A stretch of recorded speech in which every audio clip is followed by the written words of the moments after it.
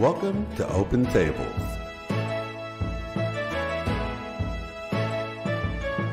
With your hosts, Cynthia Sue Larson. That it's okay for everybody to change. It's okay to let things go. And that's really powerful. Christopher Anatra. The universe is based on commerce. You know me as the quantum businessman. Jerry Hicks. I feel like I've woken up in a parallel dimension where everybody's exactly the same. They look the same memories generally speaking, but they're different. And Shane Robinson. Nobody has all the answers, so everybody's welcome to share their ideas, and it really expands our consciousness when we do that. Open Tables. Unique perspectives for a new view of reality.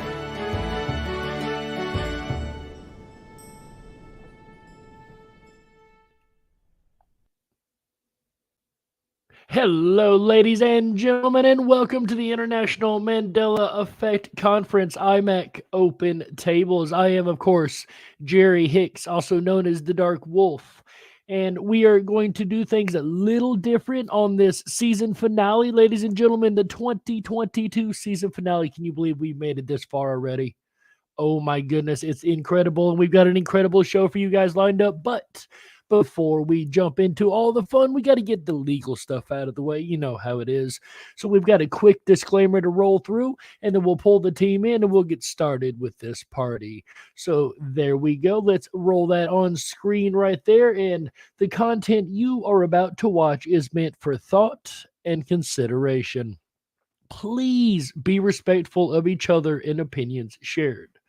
This is a safe space to express thoughts, ideas, and information. Please note that no copyright infringement is intended with regard to inclusion of short excerpts of material that are included in accordance with fair use under Section 107 of the Copyright Act. All right, there we go, ladies and gentlemen. All the legalities are out of the way, which means I can now bring in three of my favorite people in the world. Sorry, my math is a little off right now. Starting with, of course, Miss Cynthia Sue Larson, the Vice President of the International Mandela Effect Conference, followed by our Secretary, Mr. Shane Robinson, unbiased and on the fence, who shall be popping on screen right now. There we go. There he is. Followed by Mr. Christopher Anatra. You know him as the Quantum Businessman. There he is, ladies and gentlemen. This is the IMEC team, of course. As you guys know, we come together once a month, every month, to bring you the digital conferences until we can get back in person to a live conference. Moving right along really quick, let's go through the agenda, let you guys know what's coming up, and we're going to get into some big-time fun. I promise you that. Starting off first and foremost, we will be awarding the 2022 Golden Mandy Award, the second annual Golden Mandy Award, may I add. And it was a heck of a race, let me tell you, folks. Then we'll have the episode's sponsors, followed by our monthly updates from Cynthia, Chris, Shane, and of course, yours truly. Then we will have a section called Lions, Tigers, and Bears. Oh my, indeed. Whatever could that be? I bet it's Lions, Tigers, and Bears. An Aurora phenomenon, as well as a mailbag special and a Q&A at the very end. So you guys have your questions ready. And before we go any further, I must point out, Overprotected coming in with a $19.99 super chat says, Merry Christmas. Thank you so much, Overprotected. That is very, very, very nice of you.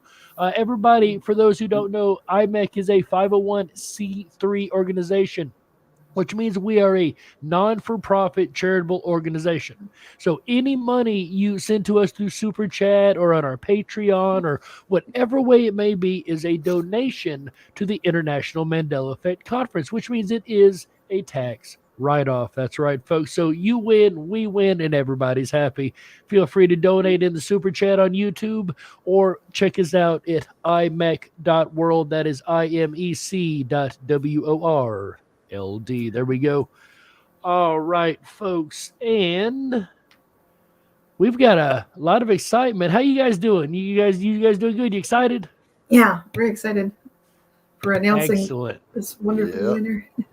Especially on this day too, right? It's the winter solstice. Yes. Yeah. This is Oh, a it special PM, day. is. 2022. Lots of 2s and 12s and 1s. Yeah. I didn't even 21, realize 2. that, Chris. I appreciate that, Yeah. bud. Oh, it's a big day. It's a big day. I think exactly at 3:47 p.m. Eastern time is when the solstice actually begins. So in a very short time Nice. now. Yeah. Wow. We'll be on the air probably.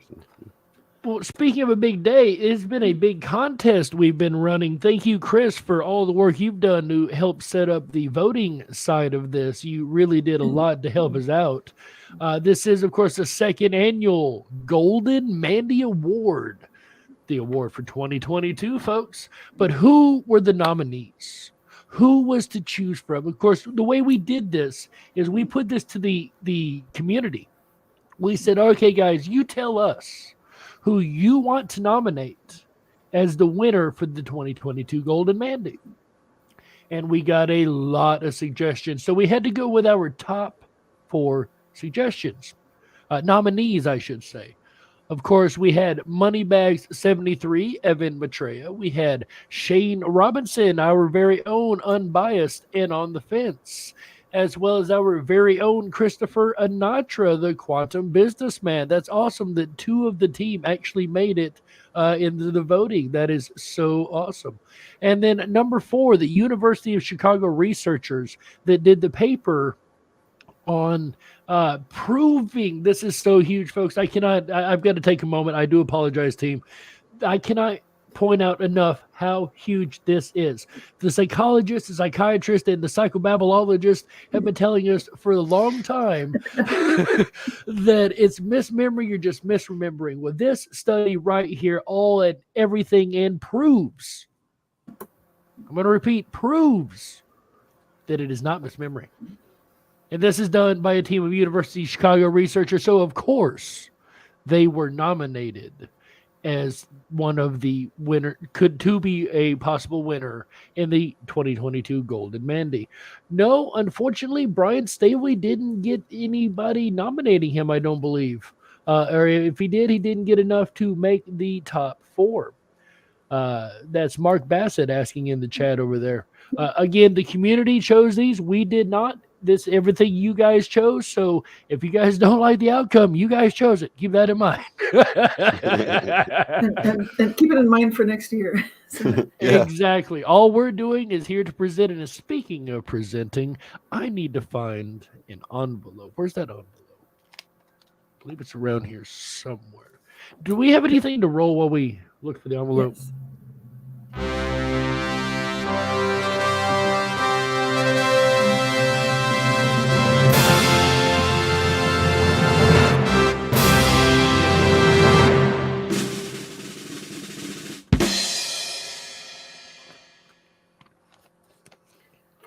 All right, I found it, ladies and gentlemen.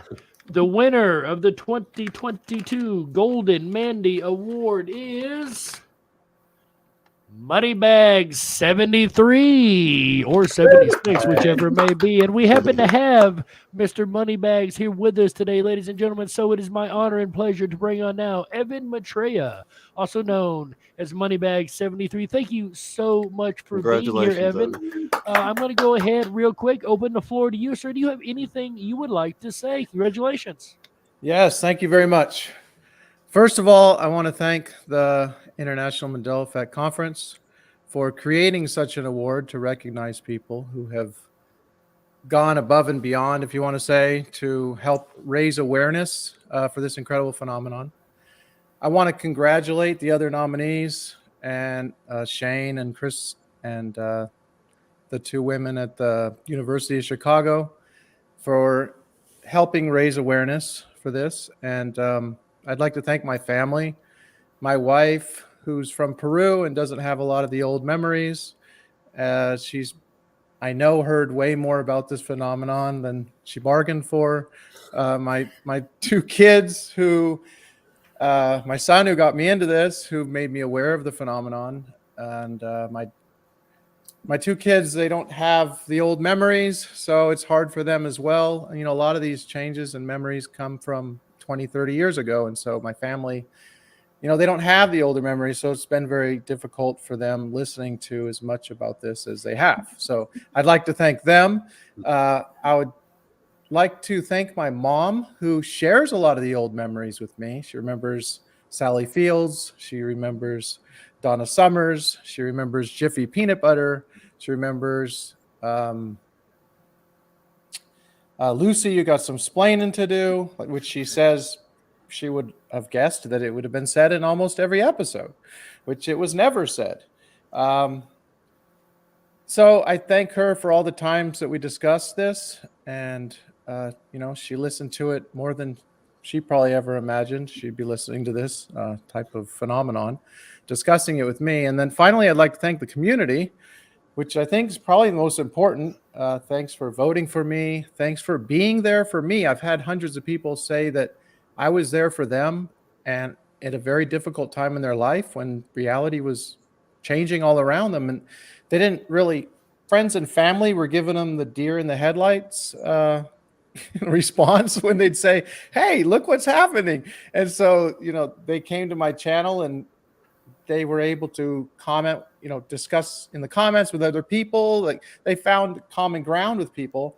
And I've had hundreds and hundreds of people tell me that they're so thankful what I was doing. But I want to return that thanks and say that you helped me just as much as you think I was helping you, because I was going through a very difficult time.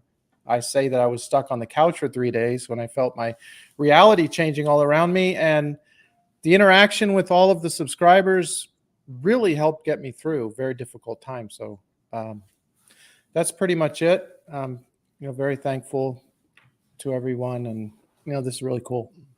Well, we thank you, Evan, for all you've done over almost 7 years in the Mandela Effect. You have really helped a lot of us. For those that don't know, maybe new to this, new to the show, or even new to the Mandela Effect, Evan Maitreya is a leading Mandela Effect researcher on YouTube, where he has produced nearly 600, you heard that right, folks, 600 Mandela Effect videos, has amassed over 10 million views.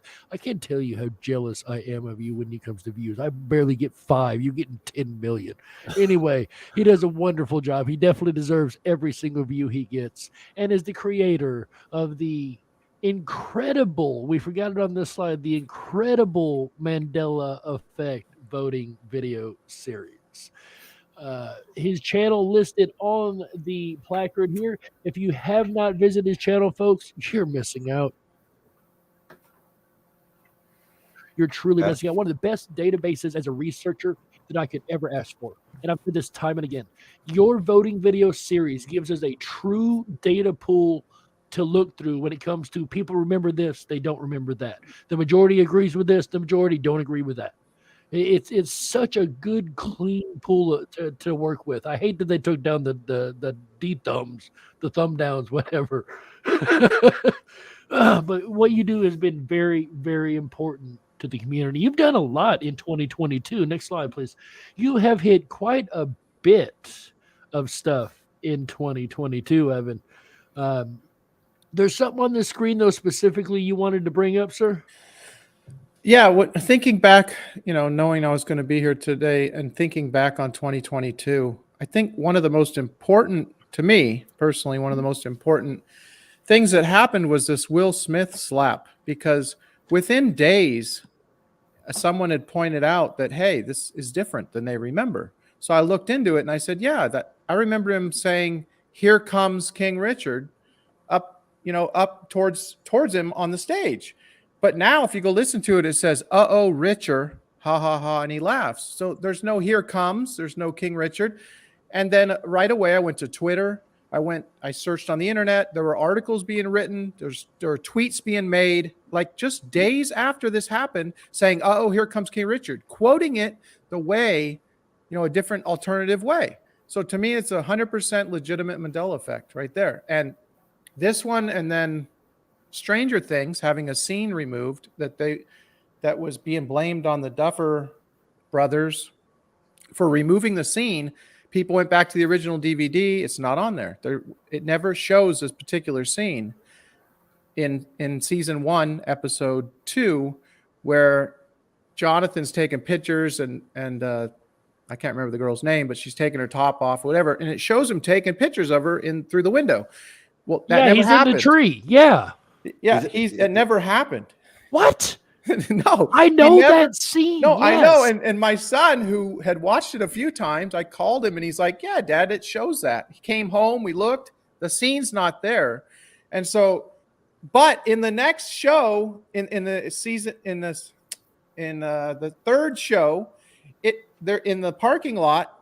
There's the pictures that he took are revealed, and there's a picture of him taking a picture of her taking her shirt off in the window. So the picture exists, but the scene of him doing it is gone. But I had just watched, I didn't watch Stranger Things for all these years, but my son said, let's binge watch all of it. So I had just watched it a week earlier, and I'm like, that's kind of creepy. Dude's taking pictures of her in the window and all this, but it never happened. If I'm not mistaken, it was at the same time that chick was in the pool. Right. Yeah, exactly. Yeah. She's in the and pool. He witnesses that from the tree. He's in the trees. Yeah, he's in the trees. Right. And people will actually say that, you saw that later scene and your brain sort of like kind of filled in the earlier scene, but I only saw season 1. So I didn't have that trigger. And I clearly remember that scene as well. It's funny that we would all fill in the exact same scene. We'd all build the exact same scenery with the same everything in our heads, just by chance, Right. So I feel that this Will Smith situation and then the Stranger Things situation are very important for the Mandela effect, to show that this is something that's ongoing. It's something where things are changing, like now. Something can happen right now, and then like this here, what we're doing, someone can say that something one of us said is changed. Like, this is something that's happening all the time. It's not something where we all shifted to a different universe 7 years ago. I hear people say that, but to me, that's not what we're observing. We're not observing that. We're observing something different. So I think that that's very important for 2022. Yeah, all these timelines appear to be merging, don't they? And very, very fast now, very quickly. Now, I saw in the comments of your Bruce Springsteen video, somebody was pointing out the spelling of the name, the 2 E's together. Now, to me, I was like, no way. And I looked up, and then I even had to Google it because I thought maybe they typed in the title wrong. But it's Steen with double E's. Is that not strange for anyone else? Was it not? Definitely. Yeah, that was pointed out around 2016, I think. 2016, 17, that was being talked about in the community. Yeah, definitely. Steen, S-T-E-E-N looks very odd to me. Yeah. And a lot of other people, because that was talked about years ago. And comments are funny because somebody said, well, at least it didn't change the Springsteen, right? Springsteen. Well, I just love how your videos, Evan, include things like the celebrities themselves saying things that like they remember, like Bruce Springsteen remembering the lyrics the way a lot of people do. But when he checks the actual lyric sheet in the album, it's different. And you've done a great job capturing those moments in videos this year. Thank you. Yeah, the Bruce Springsteen one is really cool because he sang the line a certain way for 50 years. And then he says how meticulous he was with his lyrics and the album and everything. He says the correct things. I don't know how, you always wonder if these things are staged, with this type of a show here, but it seemed genuine when he said that the album, he said, this is wrong. And he tossed the album to the side. He's like, it's wrong. I got to agree. The look on his face when he does it, I seen this just the other day, like 2 or 3 days ago. It was like really kind of fresh in my mind. The look on his face when he reads that, and no, that's wrong. That's not right. That's wrong. Like, it really looks genuine to me. Anyway, I think you can find evidence too of him singing it the wrong way. So he says he's always sang it this way for 50 years, and then if you go back and find some of his Thunder Road work, he's actually singing it the same way the lyric sheet says. So, wow. In the original, he sings it that way, Chris. In the original studio version, he sings it the way it is on the album, which to him is incorrect. But are you talking about other live performances or in the original? Because I was talking about the original for sure. Yeah. In the original, he says the word that he doesn't remember. So it's sort of like Jewel here. Jewel is very interesting because I will save your soul. She sings souls, plural, on the original studio version.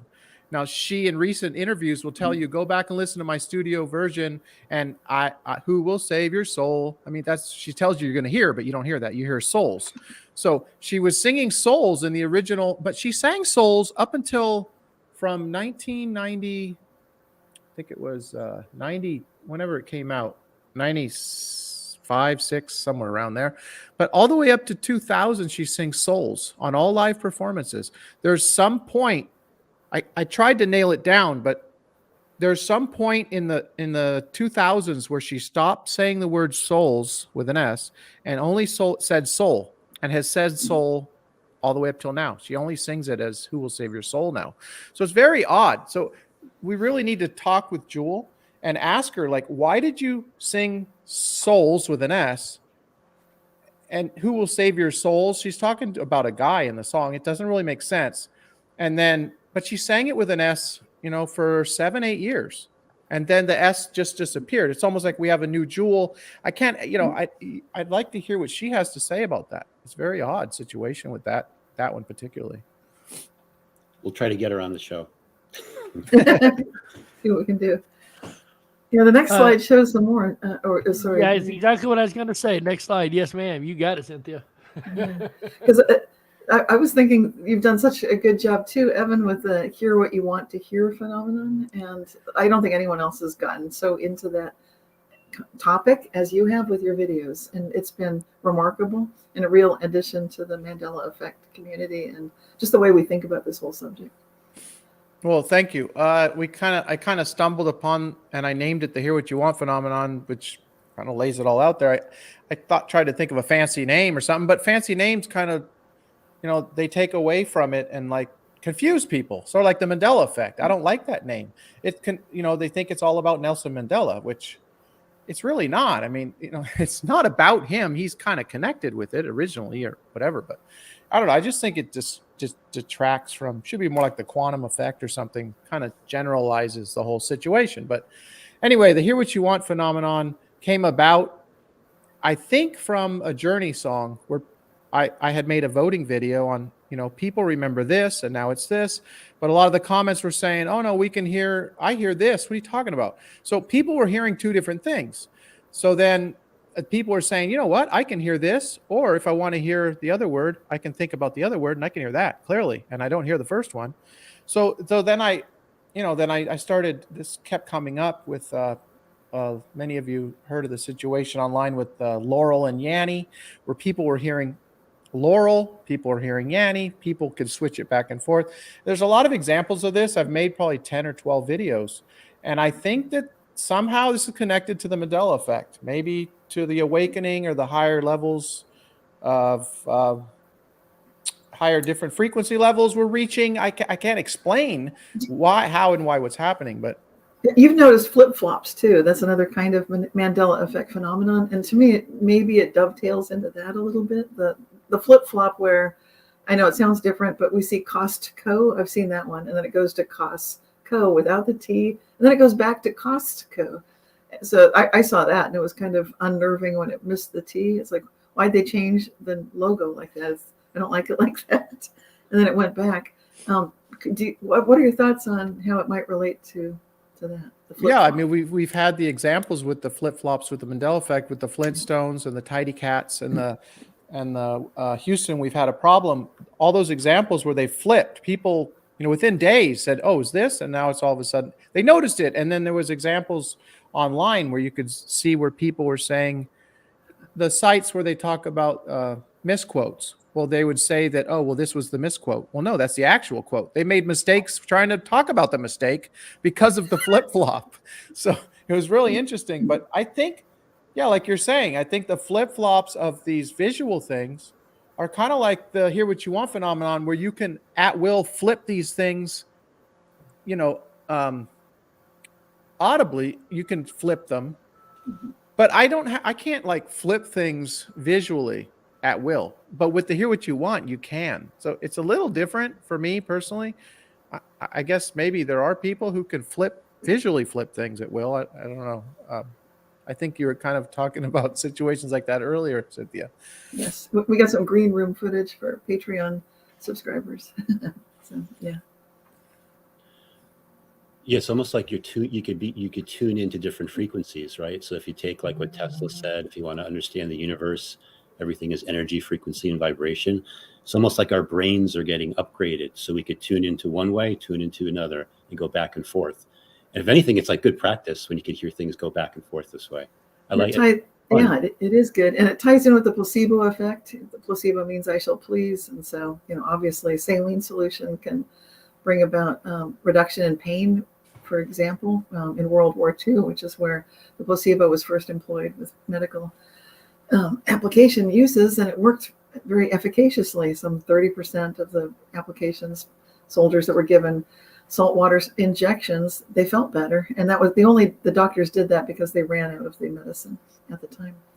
But to me, all this is related. It seems like we got something quite similar going on here. I was just going to, before you move on to the next slide, I want to talk about the Kevin Costner thing real quick. I was actually going to bring up the Kevin Costner one. That's exactly what I was about to ask about, surprisingly enough.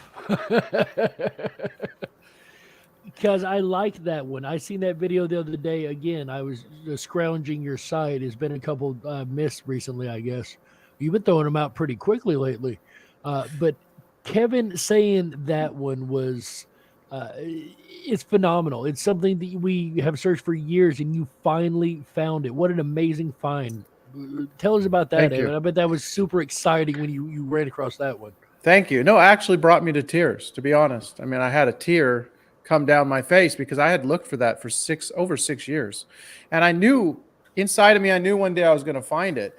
And I don't know, it must 50 to 100 interviews of Kevin Costner over that he did over 20, 30 after that movie. All the interviews he's ever did, I've listened to almost all of them.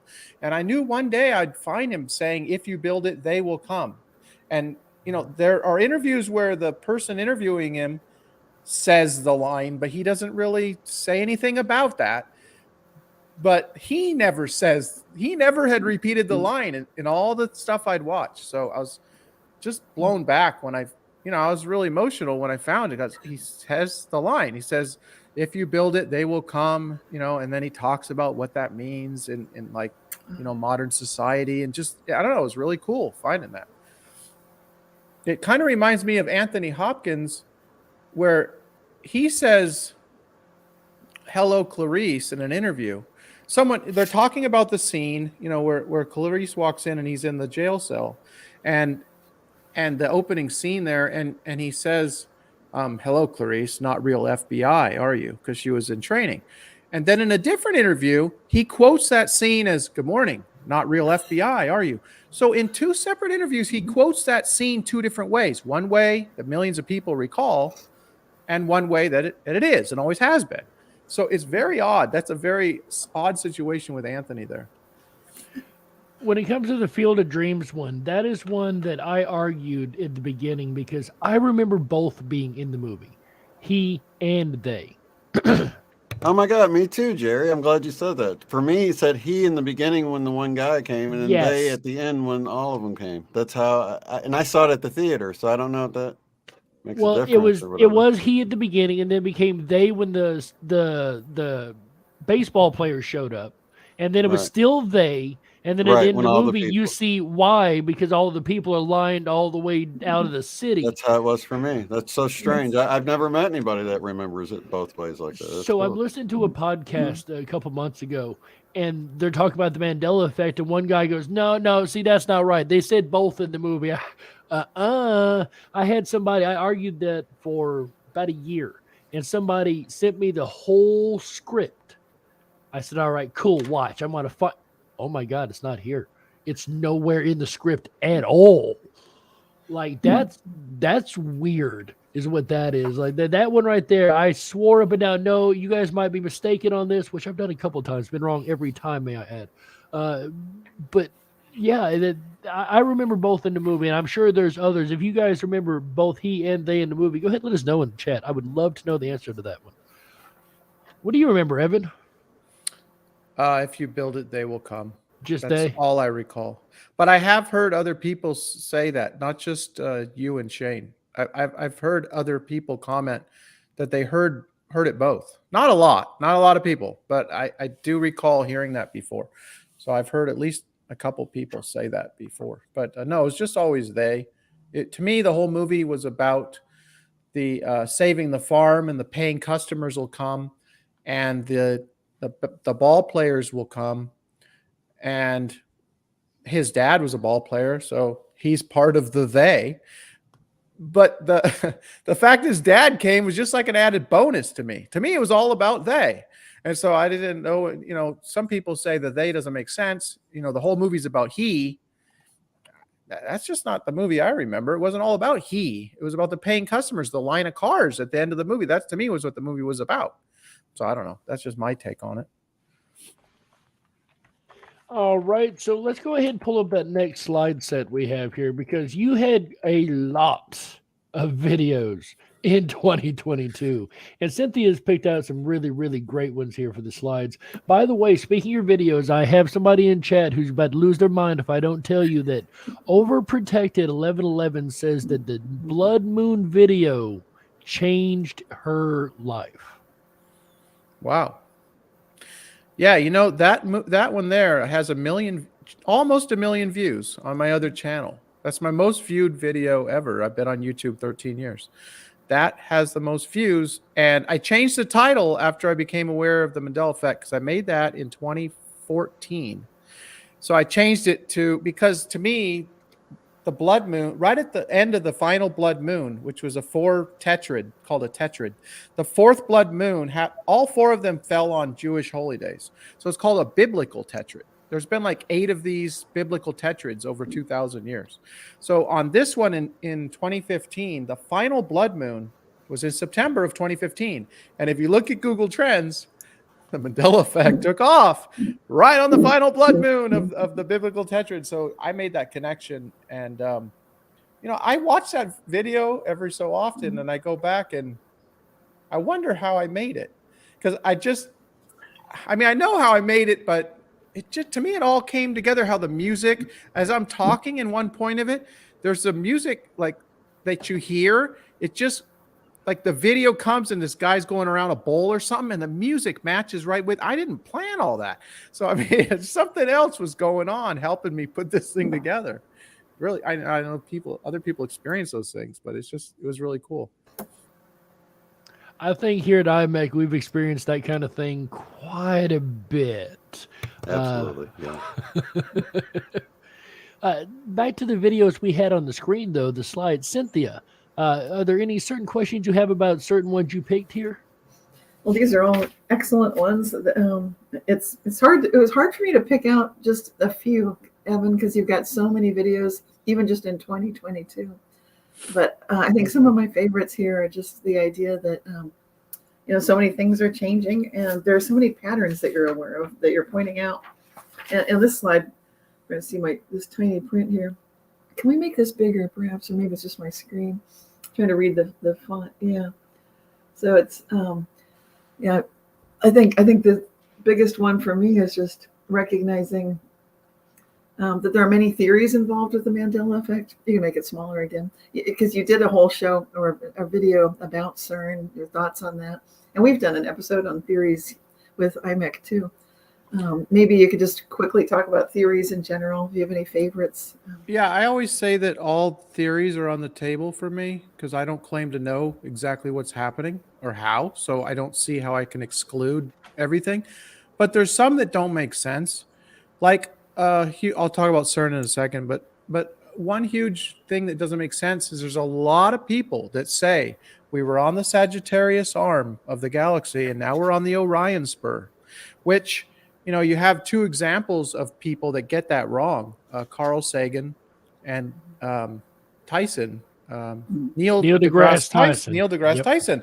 They both are in videos saying that incorrectly, because people remember we were on Sagittarius. So initially I felt like, I was making videos back in 2011 about a coming consciousness shift in humanity, from my studies into the shift of the ages, and, from Pisces into Aquarius and all this stuff I was researching.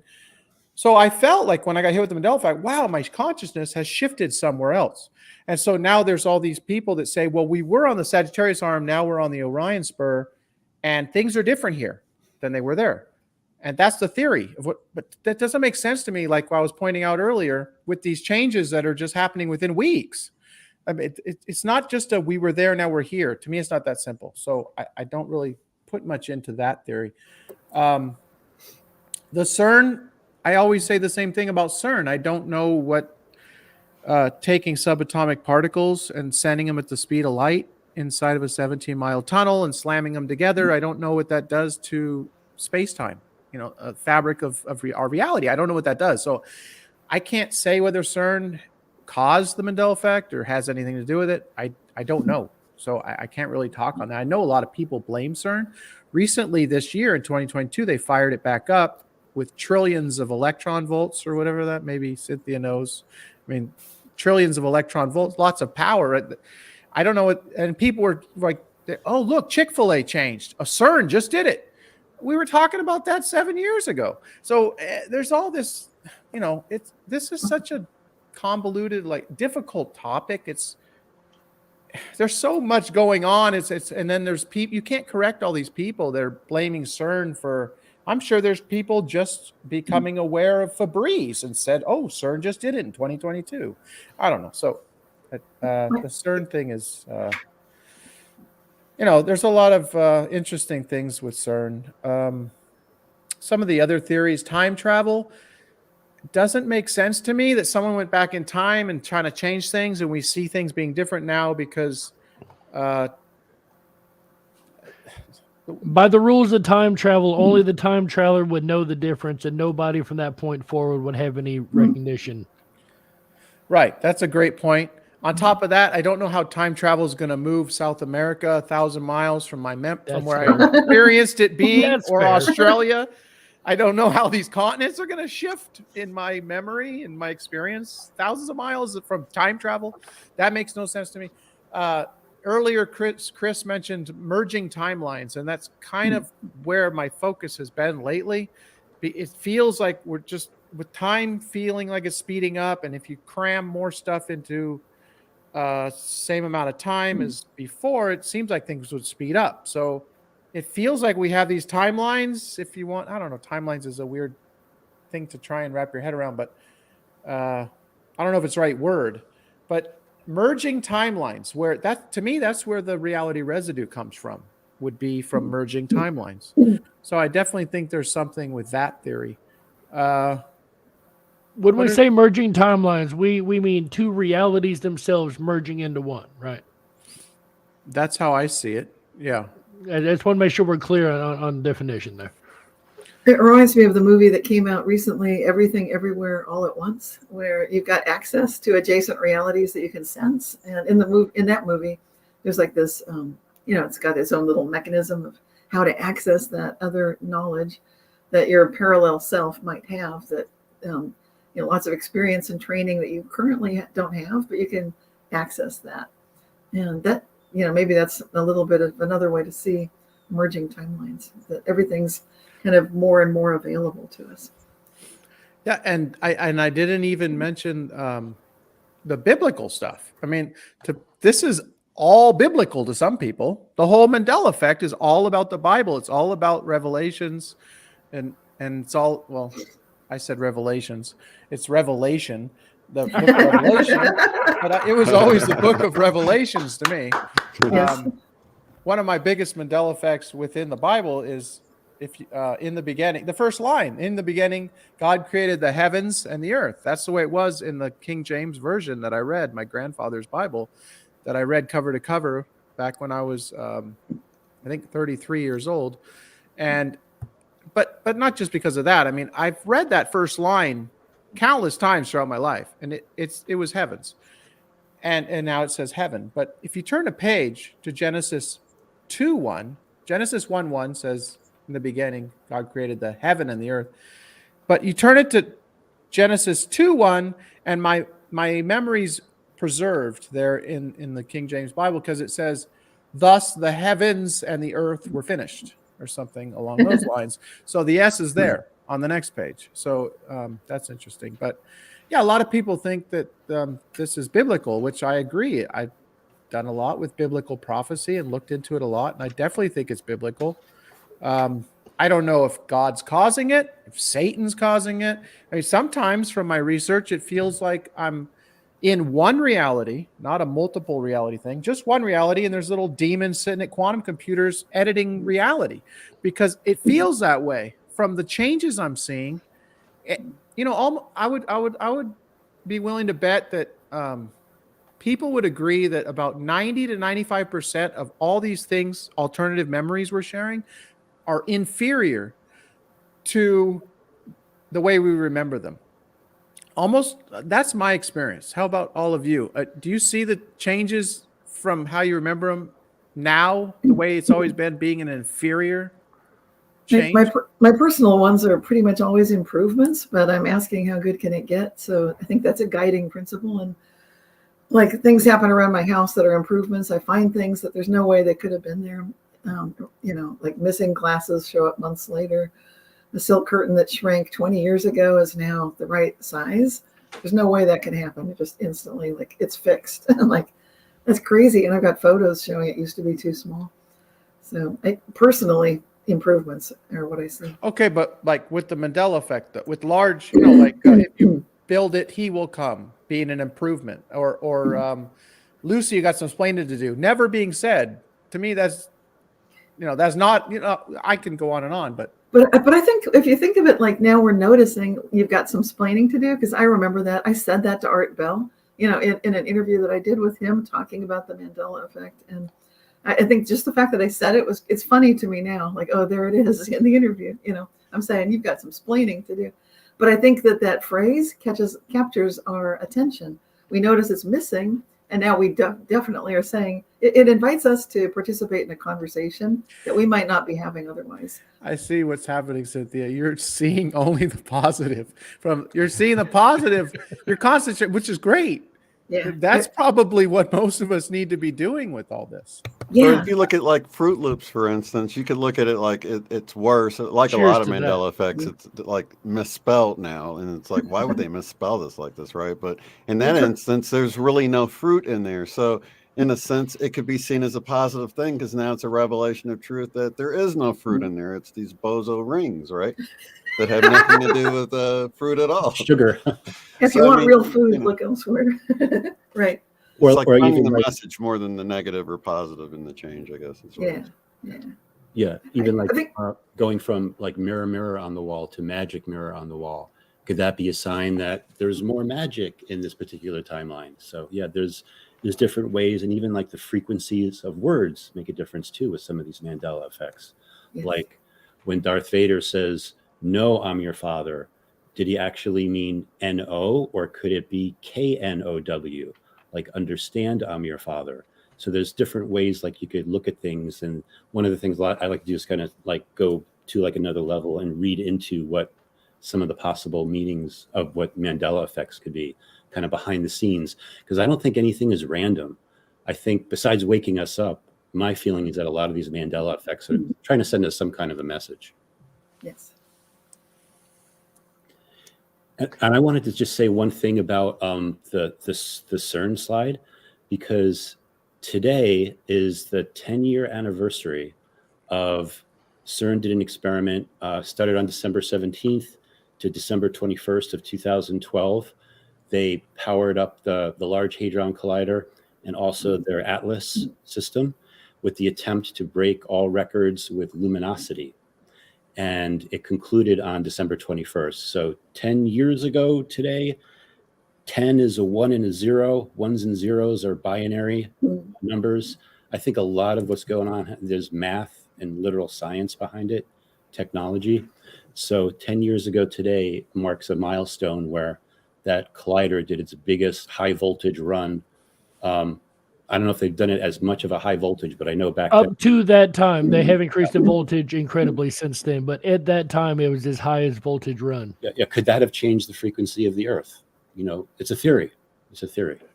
And that was 2012. That was December. Wow, that was 2012. 12. We do 21, know that 22. when CERN turns on, the magnetic field is something like 10,000 times higher than the magnetic field of Earth. It actually over encompasses the one we have. Right. Interesting. They were looking for luminosity. Interesting. It was 10 years ago. And so that was, the Mayan end of the calendar, December 21st, 2012. Amazing. Thank you, Chris. That's Yeah, it really makes you wonder if relevant. they're trying to stop something with the calendar coming to an end. It's like, blast it, all systems go. Who knows? Interesting indeed. Oh, we should go back to, I was going to say, let's take a look at the sky phenomena. This is really interesting too, Evan, because I think you've done some amazing work with the moon, and I haven't seen other people cover this, and we definitely love sky phenomena at IMEC. So maybe you could tell us about what you noticed in 2022. Thank you. Yeah. This is funny to think about because I had a lot of people criticizing me for not looking up. Like, that's not even the case. I mean, I was a sun gazer for a couple of years. I looked up every day. I mean, that's not the case, but people who have always seen the moon in the daytime, midday. We're not talking 4 p.m. when it's going to be dark in a few hours. No, we're talking midday, like noontime, sun's straight up and the moon is just right there next to it. Like, that was not my reality. That was not in my lifetime. I don't recall that. Maybe this could be a lapse in memory where I just don't remember, but I had seen it. I just can't recall it. That's possible. I'm not saying that's not possible, but I don't recall ever seeing. I see it a lot now, and that's the problem. I see it like, I don't know, every other week. I see the moon midday. It's just that wasn't that way. So I pointed that out because I think there's something with the moon, like I was saying with the blood moon tetrad. To me, there's always been some type of connection with the moon and with this phenomenon. And probably with a whole lot of other things, but there's something with the moon. The moon is really interesting. So the other thing is this Cheshire cat. I had a really cool synchronicity the day after, I think it was, I made this video. I was driving, and on the side of the car was a Cheshire cat and all these other characters from the movie. And I was just like, what's the chance? I just made the Cheshire Cat Moon video, and here's a car in Phoenix driving next to me. And I said, oh my gosh. And I saw some words on the car. I'm like, is it going to say we're all mad here? And I start looking at the car before the light turned green, and it's got "we're all mad here" right on the windshield. And I was like, no way. It's got the wrong quote, that we remember on the windshield. So I thought that was a really cool synchronicity. And real quick, I was going to make a video on this other synchronicity I just had, but I'd like to bring it up real quick right now. I was driving down a street, and I pointed out to my wife there was a vehicle shaped like the Ghostbusters vehicle, and it had the ghost with the symbol, which is a Mandela effect. 'Cause I remember the red line being a different way than it is now and always has been, but it had the Ghostbuster symbols on it. I get further down the street, and I get a text from my brother, and he's showing me his grandkid dressed up in Ghostbusters in front of the van taking he just sent me pictures of, within 1 minute of me seeing this vehicle. That blew my mind that day. This totally blew my day. The timing of that, and the fact that that's probably the only vehicle like that in Arizona, or whatever. I mean, it's just bizarre. So the synchronicities have really ramped up during this Mandela effect journey. And, like Shane's hat there, like I see 1111 all the time, and I didn't really see it before 2016. It was always 9/11. 9/11, since 9/11, since the event, I saw 9/11 a lot. Then it's been 11/11, where it'll be day and night, like day after day, day and night, constantly. But lately, I got a brand new one, and this is, for me personally, brand new. I'm starting to see 1122.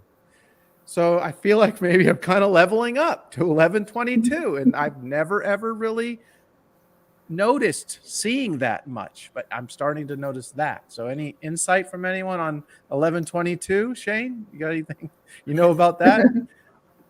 I think JFK's 1122. I always think about that whole conspiracy event with that. Wasn't that an 11 and 22 thing? I think so. 11/22/63. Yes, sir. Yeah.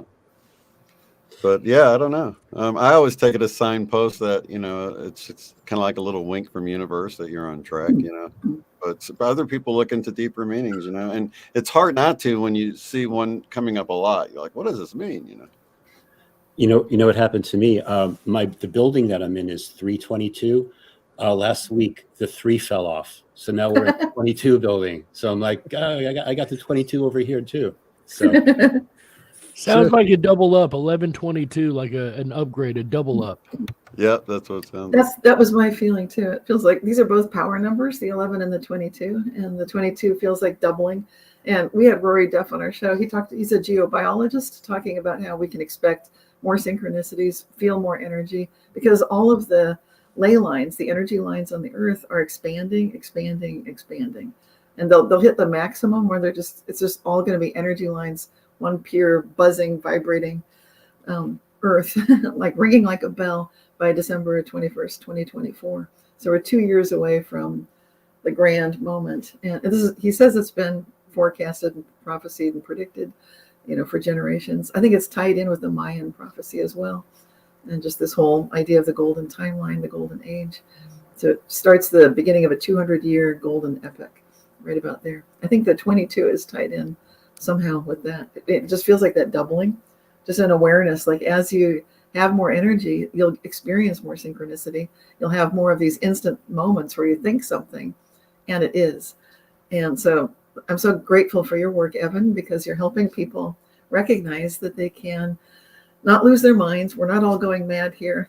We can retain some sanity, even though it may look like things are getting worse. It may feel that way because we're familiar with the way it used to be, but we're getting better and better at adapting as we evolve. Because to me, it feels like that's what's happening. Well, thank you, Cynthia.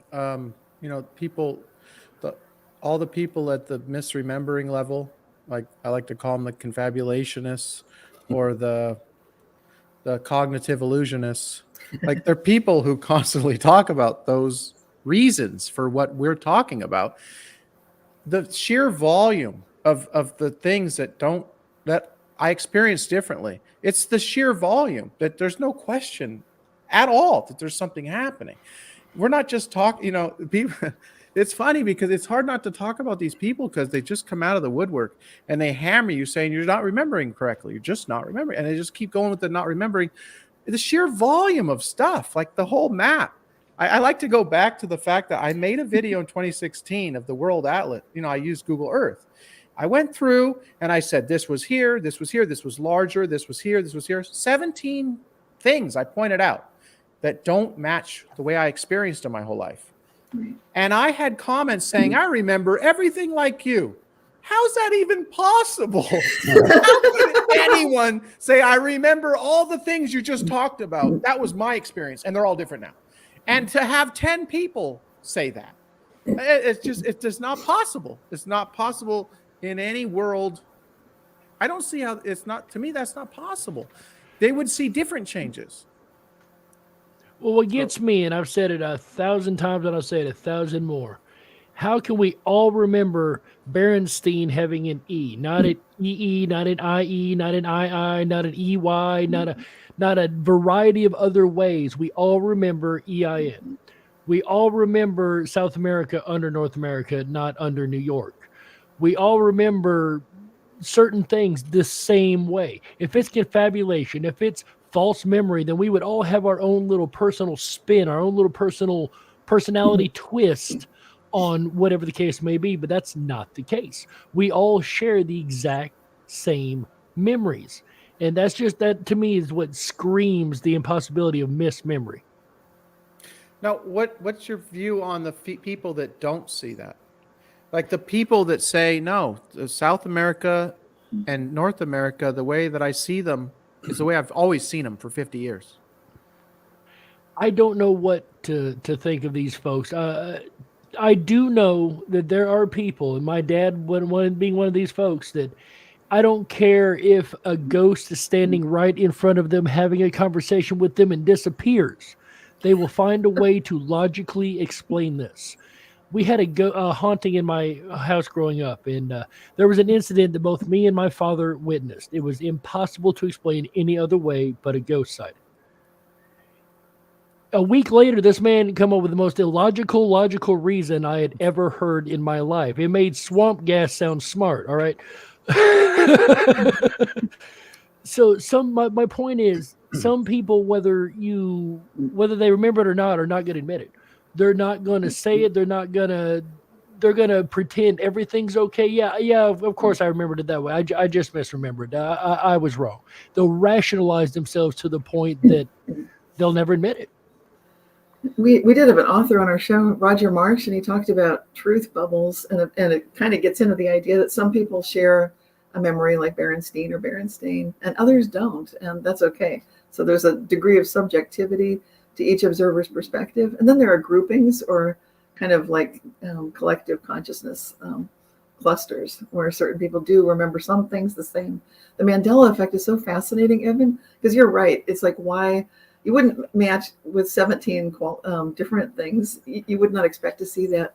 So people might say, I remember it that way. But if you put them by themselves and have them get a checklist and figure out the geography themselves, probably you'll see some differences. I would expect what you're expecting too. I think that would be more likely. Well, there's also the idea of, I came up with this a while back, 2 collective consciousnesses. Yeah. The collective that we're all in, if you will, for lack of better terms, and the other one with all the, lack of better terms, normies. And that's why we have dual memories. Yeah, that would totally make sense. And it would be the idea of this new higher consciousness coming in, or the Christed consciousness, that sort of thing, or cosmic consciousness. Like there is like a tapping in that you can do to a higher or a lower. We're at a tipping point. We're at the point where it's kind of like, can you become a causal agent and have your own freedom of volition and will? Can you select the reality you want to choose, like what Moneybag 73 Evan talks about, choose your own reality? Or are you still feeling like you're sort of the plaything of somebody who's behind the scenes tampering with reality? So you're not so much the orchestrator of it, but you're just getting tossed around by the vagaries of these things. Mm-hmm. Yeah, if I could just add, I'm sorry, if I could just add one thing too. So like I was listening to someone that talks about Mandela effects, and he was saying that I have to make an admission. He's like, he agrees with all these Mandela effects, but he's like, for me, it's always been Berenstain Bears. So he never got the Berenstain Bears part. So is it possible that he was resonating at a certain frequency that was, always aware of that change that we're in now? And then just to add one more possible ingredient to the soup of reality of what's going on, there's also the concept, something I talk about the concept of what you call player characters and non-player characters in the Earth game, so to speak. Mm-hmm. And could it be that these non-player characters are there to challenge us? Like, they're there to make it so that we really have to stick to our guns, because they may not be able to fully comprehend and really even pay attention to what's going on around them, so to speak. So there's test our resolve, if you will. Yeah, it's almost like you're in a Truman Show type environment, and you have to like really be able to get to that level where you could stand up and say, hey, this reality is not what I thought it was. It's not what I was taught it was. Is it possible we're dreaming right now, or whatever, however you want to put the concept to what's going on? Good point. What do you think about all that, Evan?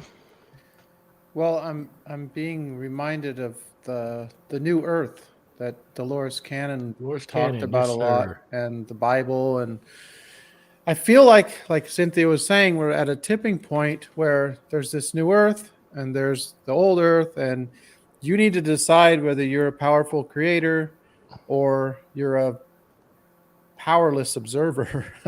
I mean, you need to make a decision. I mean, is reality going to happen to you, or are you going to forge what you want? I think that's kind of where we are. That's everything that I've been looking at for a decade, and like I'm seeing others talk about. I'm learning from others, but that's kind of where we are. And I think that's what the Mandela effect is teaching us. That's why I say go create the reality that you want. I mean, a lot of people, they don't like that.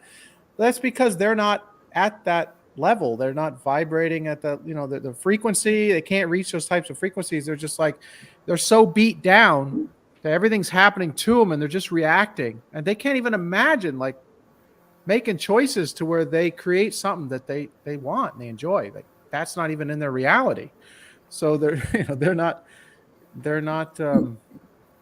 unfortunately, I don't know if they're going to reach, there's the new Earth. I mean, there's a lot of talk of the shifting into the 5D, and I watch all these videos. I don't know exactly what that means, but it all seems to be connected, whatever it all means. What I'm looking at and what I do I think I understand, seems connected to all these other things I'm looking at. Well, thank you, Evan, for I think I've told you this before, that you were there apparently in a parallel reality, which you and I don't remember, but I've heard from maybe a dozen people that told me that they saw that you did after I died back in another reality, like 2016, 2017. I was really sick. And at that point, I didn't, in the other reality, I did die. And so a stranger contacted me later that year or so and just said, this is going to sound weird. You don't know me, but I just want to be letting you know that I'm glad you're still here because I remember that you died. Moneybags did some sort of retrospective show because you and I had been on a, Terrence Lupo show before that. And so anyway, he remembered seeing that. I heard reports from Europe, so it was not just a one-off. But I'm mentioning it because it's very interesting to have a recollection that I don't have that recollection, but I can agree I was extremely sick and at that time. Had pneumonia, the worst case I'd ever had. So when I queried the person, like, what happened to me? How did you find out? And he's like, well, I saw this thing on Moneybags, like, really? I think actually he saw it on Facebook, the first person that contacted me. But when I put the queer question out, how many of you guys remember that I died? I did get responses back. So it was quite interesting. Maybe Moneybag 76 put something. Perfect. So thank you for that lovely video you put together on that other timeline, Evan. Thank you. Yeah, You're welcome. Thank you. You're Thank welcome, you. Cynthia. Much appreciated. I've actually seen another timeline video of Moneybags myself. A Really? story I won't get into now because we're really Okay, already you. an hour in. So Okay. Yep. we got quite a bit to go over. A story I promise, folks, I will tell another time if you haven't heard it. Evan knows what I'm talking about. We've discussed it before. I will tell you that when I told Evan the story, it involved him, of course. He, bless his heart, listened to the whole thing. And then at the very end said, Jerry, I never did that. Wait, what?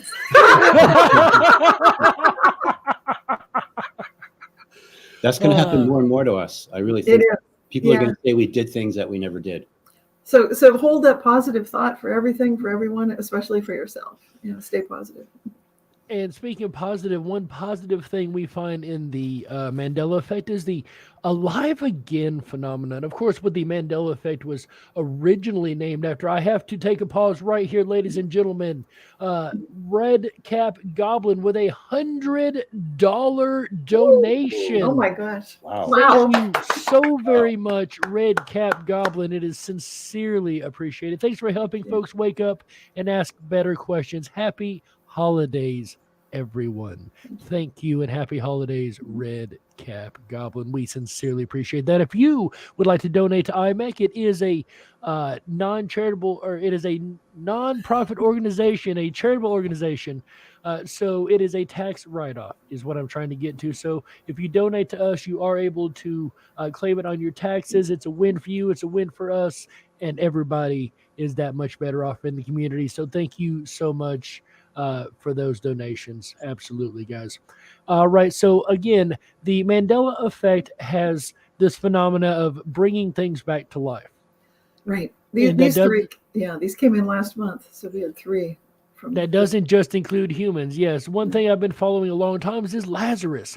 I've got lists now over hundreds with an S, hundreds of things that have Lazarus themselves back into reality just in the last 4 years since I started noting this. And last month we had 3 of them come in. The UK blue ground beetle, the Vermont purple crowberry, and the Australian white-bellied whipbird. Yeah, all 3 of these Lazarus species. Go ahead, Cynthia. Yeah, it's been decades for all three of these. So it's nothing like last month when we had a clam come back after 40,000 years. But, decades is still pretty significant that these animals and plant have been missing literally for decades. And then suddenly they've been sighted again. So they're not completely extinct. In the case of the whipbird, it was heard in Australia. So this is, it seems meaningful that we're getting more and more of these Lazarus species coming back to the point that we can cover them every month. I don't remember that being true in earlier parts of my life. So it seems like it's tied in with the changes on the planet, probably. And I was wondering if Evan might want to, if he's there, if he wants to say anything, but if that's okay. Anybody else Like want he to? stepped away a moment. Yeah, any comments from anyone else would be great. And if not, yeah. I was going to say, I'll just mention too, like, so these are three examples, but to me, like the whole concept of like timelines merging, perhaps there was a timeline where that blue ground beetle never went extinct. So now we've merged into that timeline and all these different types of situations like that. So it seems like there's more evidence of these things coming together. It's almost like the opposite of that movie called Yesterday about the Beatles. Right. Things are actually disappearing from the reality.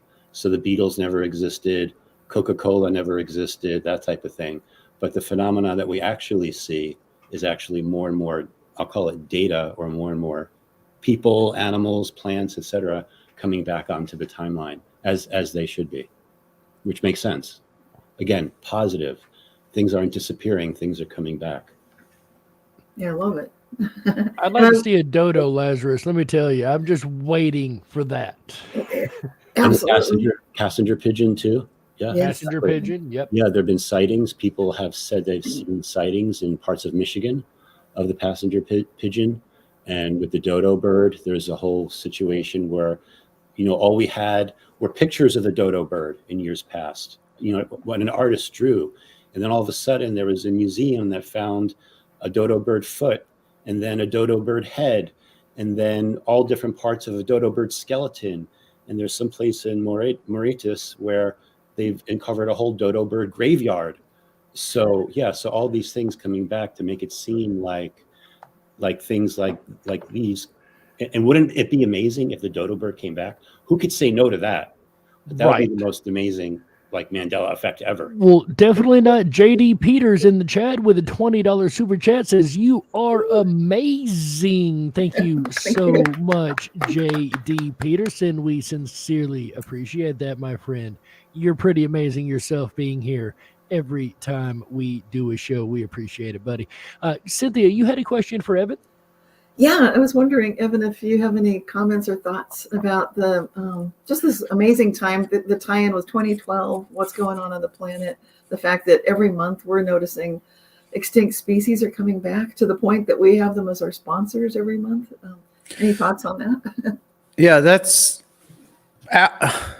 mind-blowing. And it almost feels like, I believe it's connected with the Mandela effect, but it almost feels like a separate thing, like the Alive Again thing, or like things that we're noticing that didn't exist in the past. There's the things we remember that aren't the same, and then there's the things that sort of pop in, and then there's the things that never existed. So there's like three different levels. I'm reminded of the like the Tulsa massacre thing, and the Black Tom Island explosion, things that people will swear was not in their reality, and then all of a sudden is in reality. So like some of these things here. But personally on my channel, I don't talk about the animals because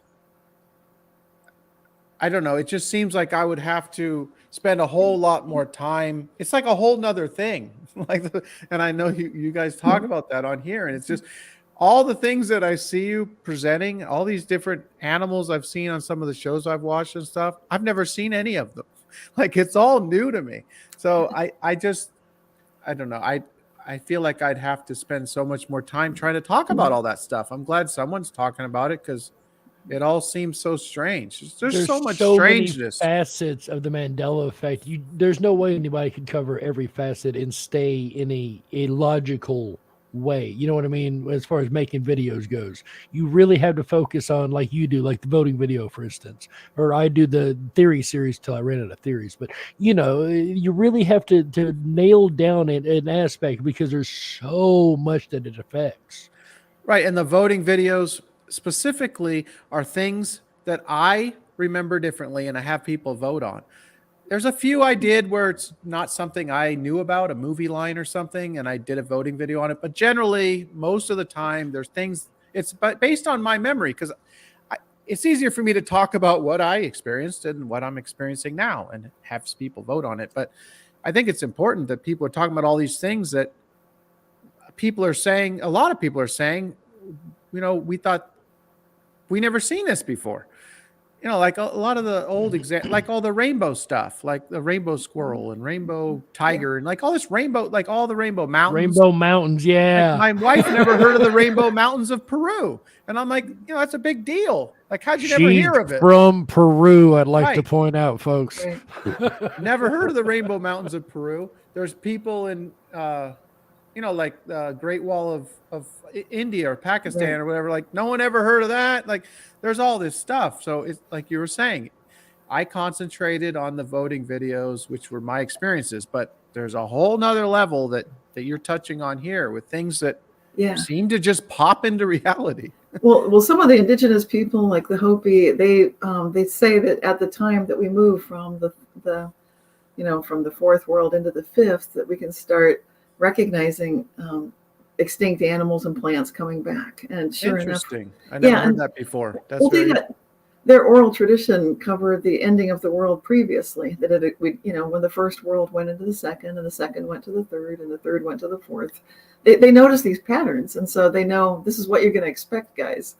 And so the way Chris was mentioning it earlier, it's like timelines merging, and we are going to see things. And like you pointed out too, Evan, sometimes things just totally pop in like they've never been there before.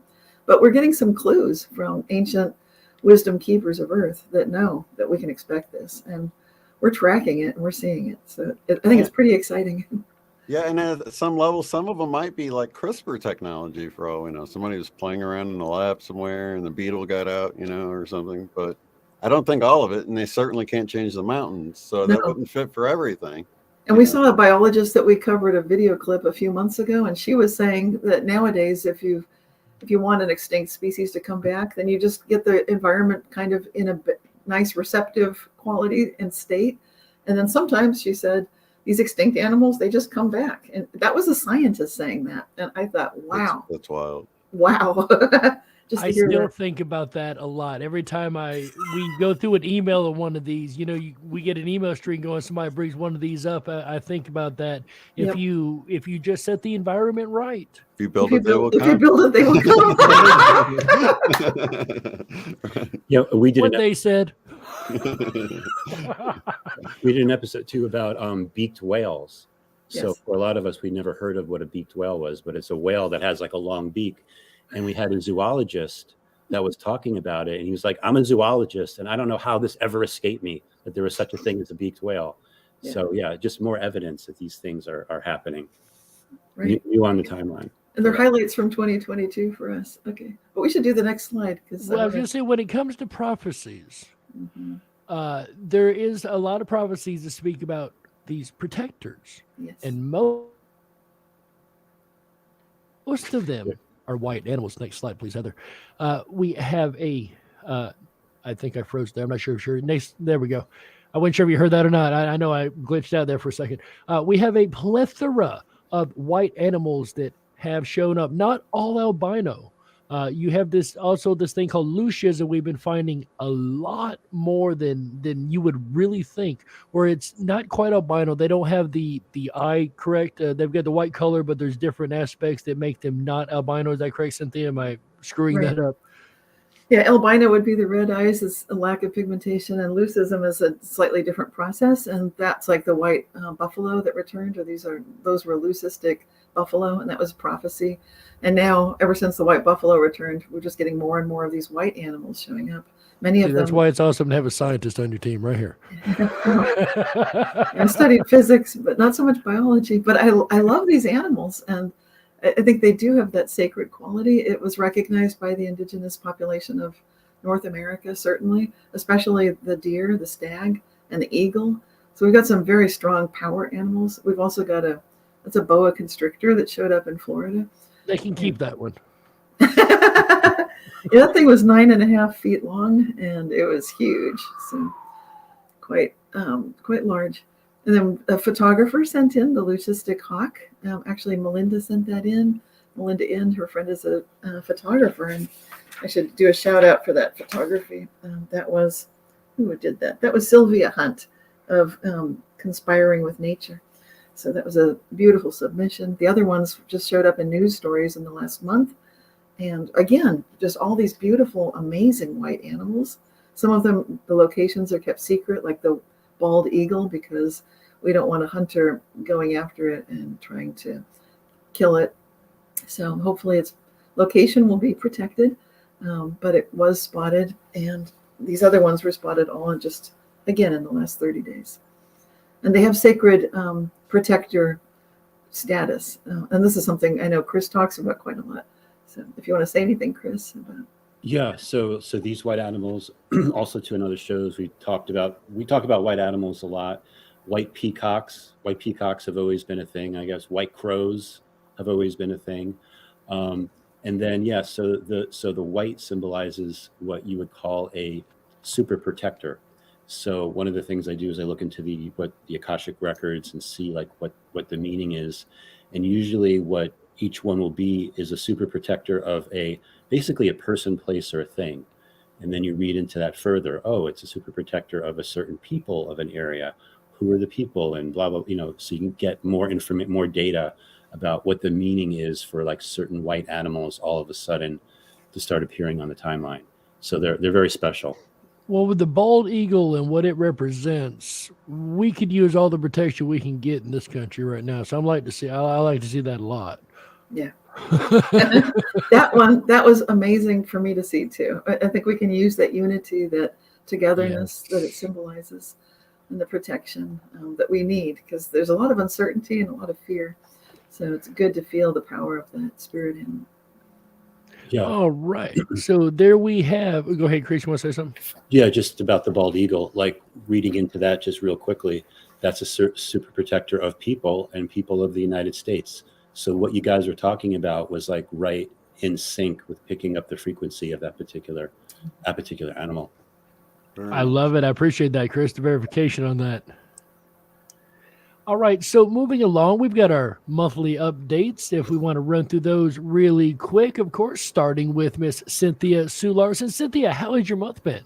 Awesome. I'm getting back into my martial arts. So that's been good after all that time with long COVID, but better now. Yeah, it feels great. Just getting back in shape. But also my latest reality shifters. I did have I'll just do some highlights, 3 highlights from the monthly issue. I interviewed Bernard Beitman. He's a psychologist. He wrote the book Meaningful Coincidences. And I had a great talk. If you want to catch that podcast, it's free. It's Living the Quantum Dream. And I talked with him about his book. That area of synchronicity that he studies has been a passion of mine for over 20 years, because I see the relationship with the reality shifts, with the quantum jumps, with the Mandela effect and synchronicity. So we talk about causal agency and some of the studies that he's been doing. I also had a remarkable experience in this last issue of Reality Shifters. There was a reality shift within a reality shift. I had a reader named Kathy from Winnipeg, Manitoba, Canada. She reported originally there was a shift in the Jodie Foster Contact movie, where there was a line of dialogue, and it's the line of dialogue I remember is good to go, good to go, good to go.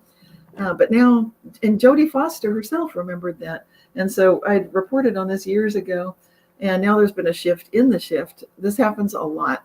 And so now the person was just reading the story again that she'd submitted so many years ago, and noticed it's changed. And so, the line it's always been apparently in Contact is okay to go, which she said that would never be said in a military context, because okay means 0 killed. That's a very negative connotation. But now that's always what it was, okay to go. I sure don't remember that. But the shift within the shift is the interesting thing. Last but not least, there were so many things in each issue, But I just want to mention we had an amazing shift in from Korea. It's a fairy tale, The Fairy and the Lumberjack, and there's a video and a story. And if you want to check that out, yes, we get reality shifts from all around the world. I've been tracking it for 20 years, and so this one from Korea is a big deal. It's a story that it's like a fairy tale that you grew up learning when you're raised in South Korea, and it's all about a lumberjack that falls in love with a fairy, basically. And I'm not going to give the story away, but if you originally remember the story, it's changed completely with the way it ends. Very interesting. So I just love covering all these things, and so it's I recommend, if you like these kind of things, subscribe to my Reality Shifters e-zine. It's free. It's monthly. It's been going for over 20 years, and it's another great way to track.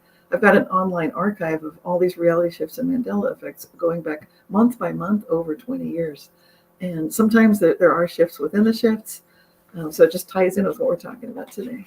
And where would they sign up for this e-zine at, Cynthia? It's my website, realityshifters.com.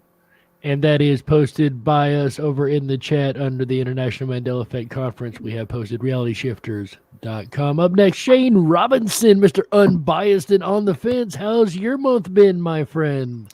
Thank you, Jerry. It's been awesome, man. I'm just doing my monthly shows, live readings with Sun Psychic Jean. That's been really fun. And of course, catching up with my friend from Canada, Michelle, and Bella from chat, Overprotected in chat, invited me on to Leak Project with her over this last month, and we got to share her story. And we posted our version on my channel and her channel, so you can go check that out. If I you're apologize. I don't normally interrupt. You said you were on Leak Project? Yeah, with With Rex. Rex. Yeah, exactly. Oh, that's awesome, Yeah, man. it's like a bucket That list is thing incredible. because, I yeah, I love got Rex. to finally meet Rex, and for you guys that don't know, it was his show I was watching when the Mandela Effect really hit me. So I'd known about it for about a year, but he had Joseph Reyna on there, and Joseph Reyna was talking about Isaiah 11:6, and I thought for sure he misspoke, and then I went and looked it up, and sure enough, it was the wolf shall dwell with the lamb, and my mind was officially blown.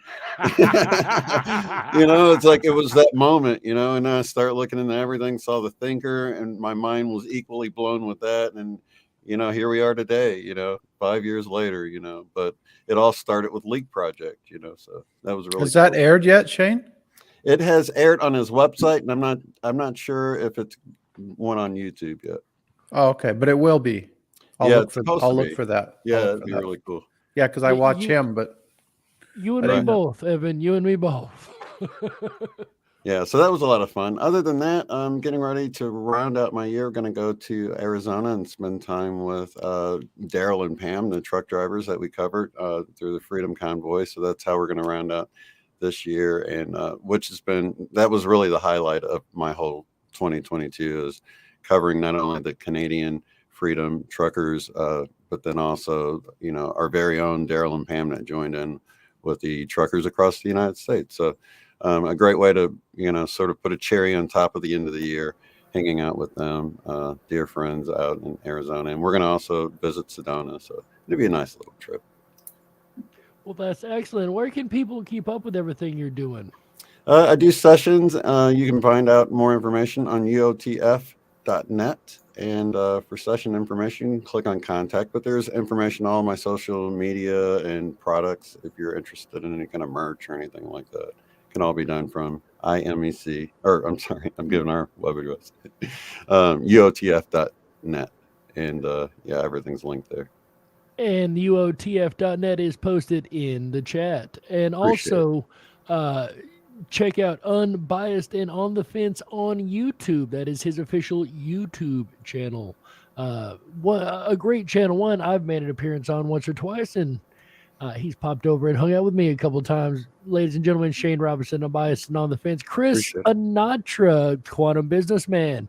How has your month been, my friend? Has it been incredible? Yeah, my month has been really good. I just want to start off by saying, and giving Evan a big congratulations. It was awesome to see you win. I was tracking the results, and you shot out right in the beginning, stayed in front. So it was great. And I also want to thank Evan too, because when I first made my first video about the Mandela effect, Evan mentioned something to his subscribers about it, and a lot of his subscribers came over and subscribed to my channel because of that.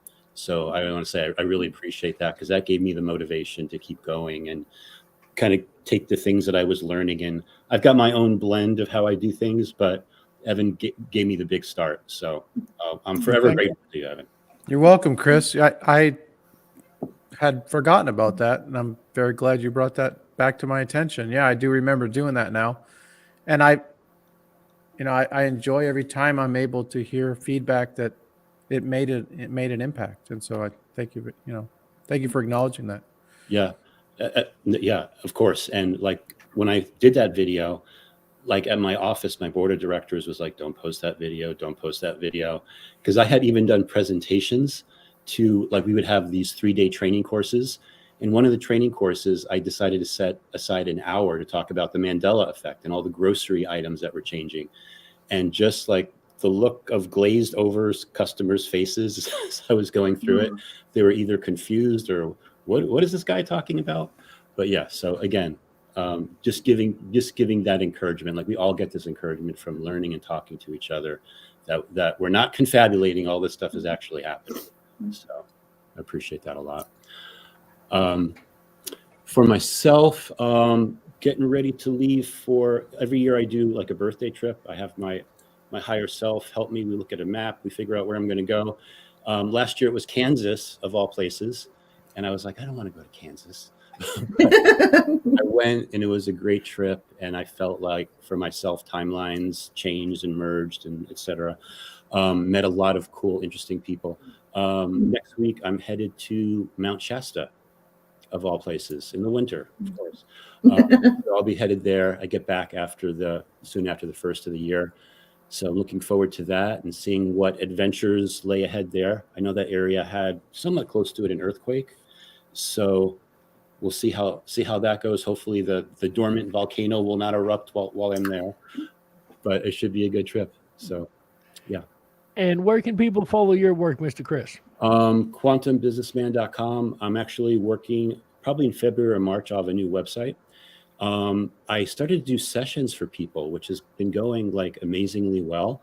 Right now, I don't have anything available. When I get back, I'm going to start opening sessions up again in February, going forward, reading people's Akashic records. People send me a list of questions. They want to know things about their galactic origins and all that type of stuff. So talking about dreams, getting your dreams back, dream healing, all different types of topics like that. So in the future, you'll be able to, if you want to have like an hour session with me, you'll see the info on my website. Ladies and gentlemen, quantumbusinessman.com. That's not the quantum, it's just Quantum Businessman, right? I don't even know. In this reality, Quantum Businessman. Yeah. Search it up. I'm sure you'll find them, ladies and gentlemen. It's also posted over in the chat here by International Mandela Effect Conference. And before we get to myself, a little out of the norm, money bags. How's your month been, my friend? Was anything exciting going on in your world? You're muted, bud. Yeah. No, not a whole lot. I've been working on this movie with the producer that some of you may have heard of. So that's taken up a lot of my time. I'm very excited that someone's actually going to document all the reality residue, as opposed to other movies that have come out, which I didn't feel did a lot of justice to the phenomenon. So what kind of movie is this for those who don't know the project? Well, it's going to be a documentary that focuses on the reality residue. I mean, it's going to be like you're in a courtroom and the information is going to be presented, and it's going to try and prove that there's something happening, sort of like what they did at the University of Chicago. But this is going to be in a feature film style documentary, and I think it's going to be mind-blowing. I've been waiting for something like this for a long time, and I was in talks with the producer for a year. And, I'm happy that I've been able to interview him so many times. I'm actually about to interview him again, so people can look on my channel for that interview. There's still ways to participate if people are interested. So, check out what we're talking about. And, this is, I'm mind blown that this is finally happening. But but the whole film industry is changing. So it's not happening as fast as I would like, but there's a lot going on. And, you know, the producer, Robert Kiviat, comes from network television. And so he's having to deal with things that he probably hasn't dealt with, you know, with the streaming, movies taking over, people not going to the theater as much. There's a lot happening with the whole industry, and it's kind of affecting getting into production, you know, with the project. So anyway, I've been that's been, you know, but besides that, you know, I'm on I think Cynthia sees me on Twitter making comments. I'm constantly on Twitter, and I'm in Reddit arguing. I don't want to say arguing with people, but that's kind of what I end up doing is, you know, discussing, passionately discussing. Yeah, discussing with people on Reddit. So I'm, you know, outside of the Mandela effect, in the green room, I was alluding to the fact that everything's in limbo in my life. I have my house on the market. And so we were planning on going to Peru. I don't know if that's going to happen. So we'll just have to wait and see. But looking forward to this coming year and making it an incredible one. Just working on creating my reality, as I hope everyone else is, the reality that, you know, that they want and that, you know, they'll be happy with.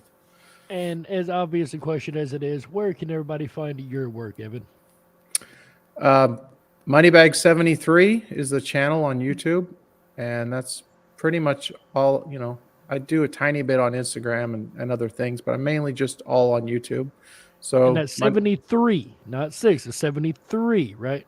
Yes. I've had hundreds and hundreds of people say back in 2016 when they were getting hit with the Mandela effect, they said they were searching for Moneybag 76, and now I'm Moneybag 73, and I tried to tell them the best I could. I didn't change.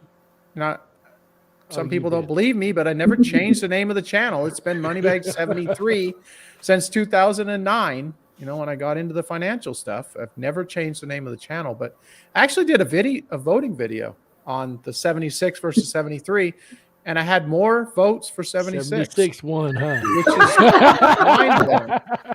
Well, let me tell you, Evan, as I alluded to a little bit ago, I feel I met 76. I really do.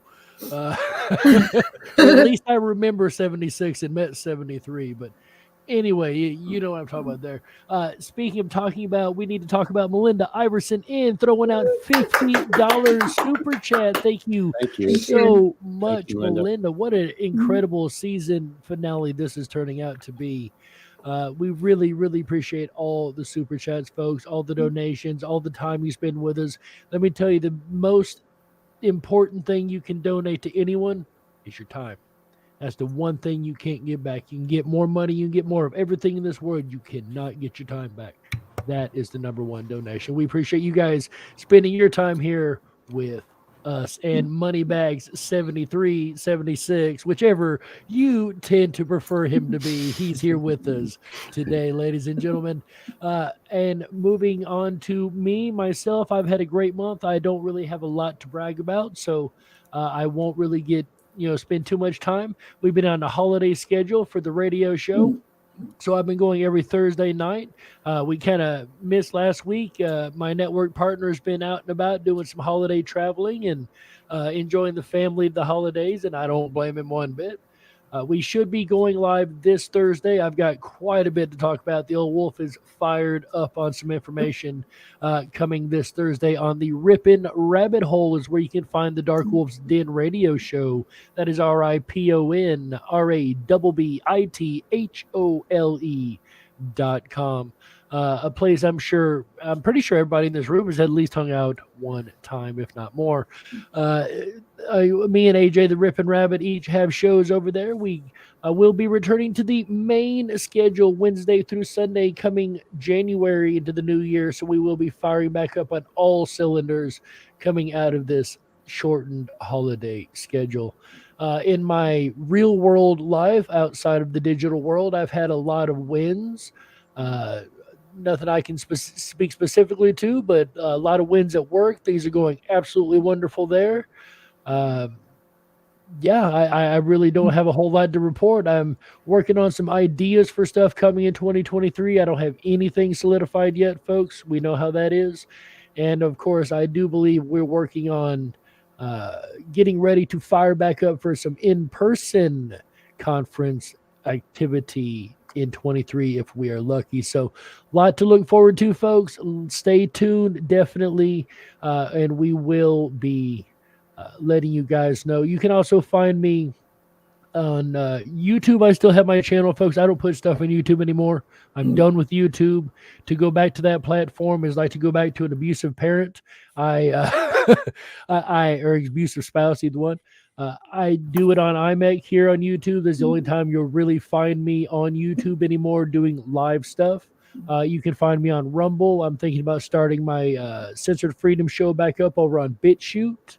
Also, everything under Dark Wolf's Den, of course. And you can always find us once again, me and my network partner and our radio shows at the rippinrabbithole.com. Links should be in the chat. Yes, they are links posted over here in the YouTube chat. That's been my month, folks, and that is the updates.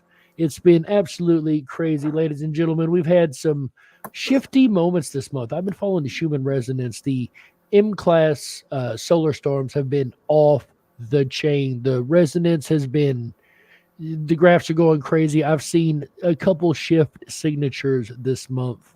I didn't say anything, waiting for the community to verify it. Oh my, has it been verified? We found quite a bit this month. Next slide, please. Our wonderful producer, ladies and gentlemen, I must give a shout out real quick, as I do every show, to our incredible producer behind the scenes, Miss Heather. She does an incredible job pulling all this together. She makes everything run so smooth. We really, really appreciate the work she does. So thank you so much, Heather. And now we have lions, tigers, and bears. Oh my. Evan, are you familiar with Lyle's golden syrup? Is this something you use? I'm personally not. I'm not, no. Okay. Real quick, before you get into this, can I ask you a quick question about YouTube to Sure. everyone? That just came to mind while you were talking. You know, the censorship on YouTube is no secret. We've all seen it, experienced it, and you know, it's frustrating. I'm wondering if anyone has any ideas why it seems like the Mandela effect has gotten a pass, because there could be a claim made against the Mandela effect. I've been waiting for the misinformation claim, and I'm not sure why. I think they're waiting to come across against all the conspiracy theorists. Right now, they're using the umbrella term conspiracy theorists and trying to knock those out. And I think that's when we're going to get hit as a conspiracy theory, the Mandela effect. And cancel. Ask how good it can get, you know, because what do we need now? I think the Mandela effect has the ability to save the world. So if you're looking for a solution, regardless who you are, what side you're on, this is the way through. So. Maybe it has been censored and somebody keeps Mandela affecting it back. You know? Absolutely, we are. Yes. Okay. So I could answer the question right there. That's a great question, Evan. Well, I hope that, because that's pretty much all my channel's about. So I would suffer greatly if somehow it's shut down or something for talking about such a topic. Now, of course, I hope that doesn't happen, but it seems to have gotten a pass where certain other topics haven't. Well, I think we may be, if we're lucky, grouped into the UFO and ghost, which have always gotten a pass anyway. So. Yeah, unexplained phenomenon. Right. Yeah, and you're just asking, you're telling what you remember and asking what people remember. I mean, that would be the epitome of I mean, if they really censored that, I mean, it'd be done for, you know. Well, it would just be the end of a platform that has very little life left. But anyways, ladies and gentlemen, let us get back on such a positive note, like the platform. Anyway, shut up, Jerry. Lions, tigers, and bears. Oh my, maybe they can maul them. Cancel. At first glance, it looks like the animals on the tin is just sleeping, right? Right. So when I first seen this, I didn't quite understand, because I seen the picture first. I didn't read the email. I looked at the picture first, and I couldn't understand what was odd here. Oh my gosh. Then I took a closer look. It takes a closer look, and well, certainly looks like the lion is not napping, ladies and gentlemen. I think that lion is enjoying the long sleep, if you know what I mean. Um, Twitter user Victoria Nightingale, I swear there was an F there. My eyes really need some help.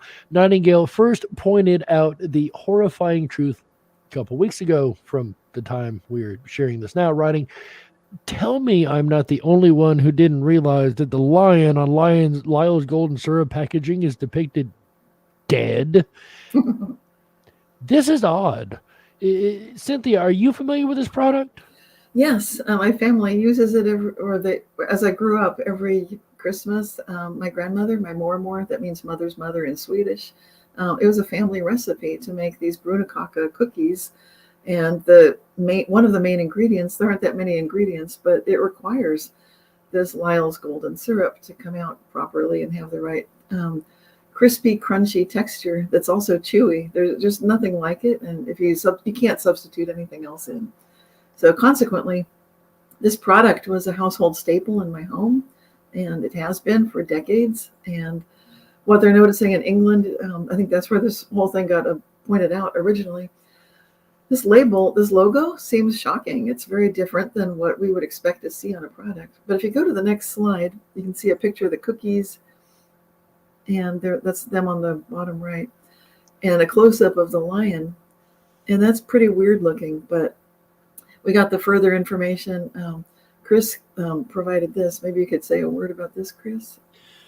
Yeah, so no, I'm not familiar with this product at all. It looks like it's from Great Britain, I believe, from people from that area, from the UK. But I am familiar. As soon as I saw the lion and I saw the golden honey, I immediately got the reference because it comes from the Bible. It comes from the book of Judges, chapter 14, where the story goes that this lion went to attack Samson, and Samson was able to easily kill this attacking lion. And he left, he came back, and when he came back, it was a somewhat short amount of time, and there was a swarm of bees around the lion. And when he opened the lion, the lion's carcass was full of honey.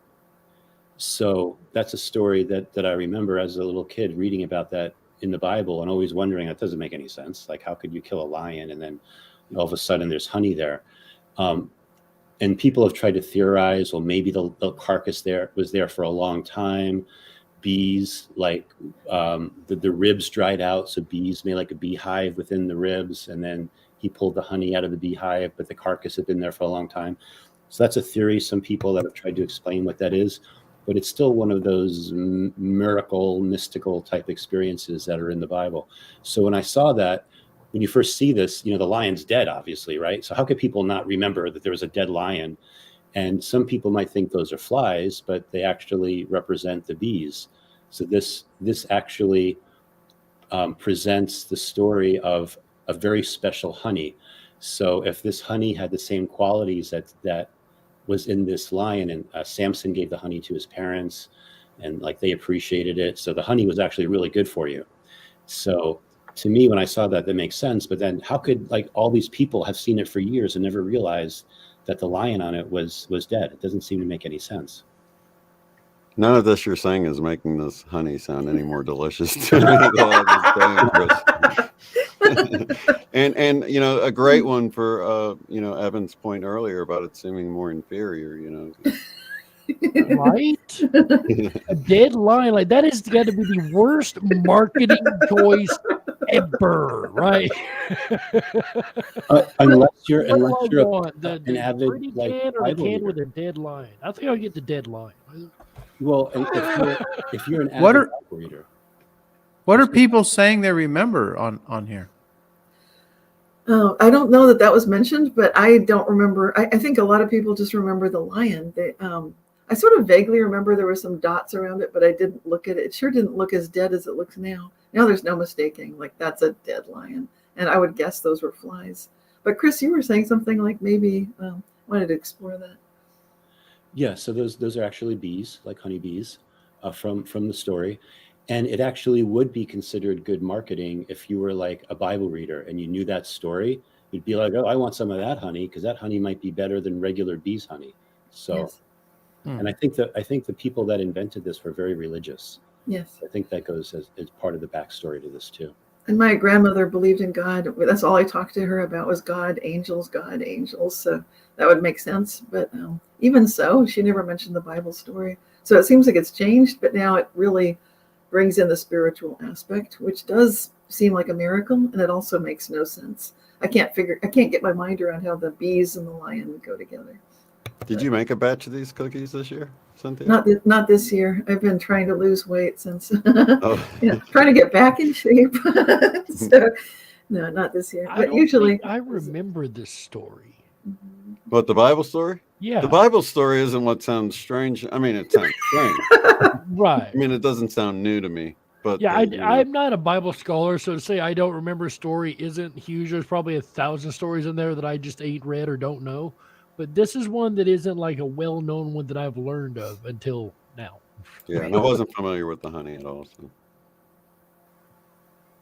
I mean, I'm familiar with the land of milk and honey, but that's different. But there, ladies and gentlemen, what do you remember? Do you remember a dead lion with bees swarming or flies? Or I think it's supposed to be bees. It looks to me like flies. I'm not going to lie.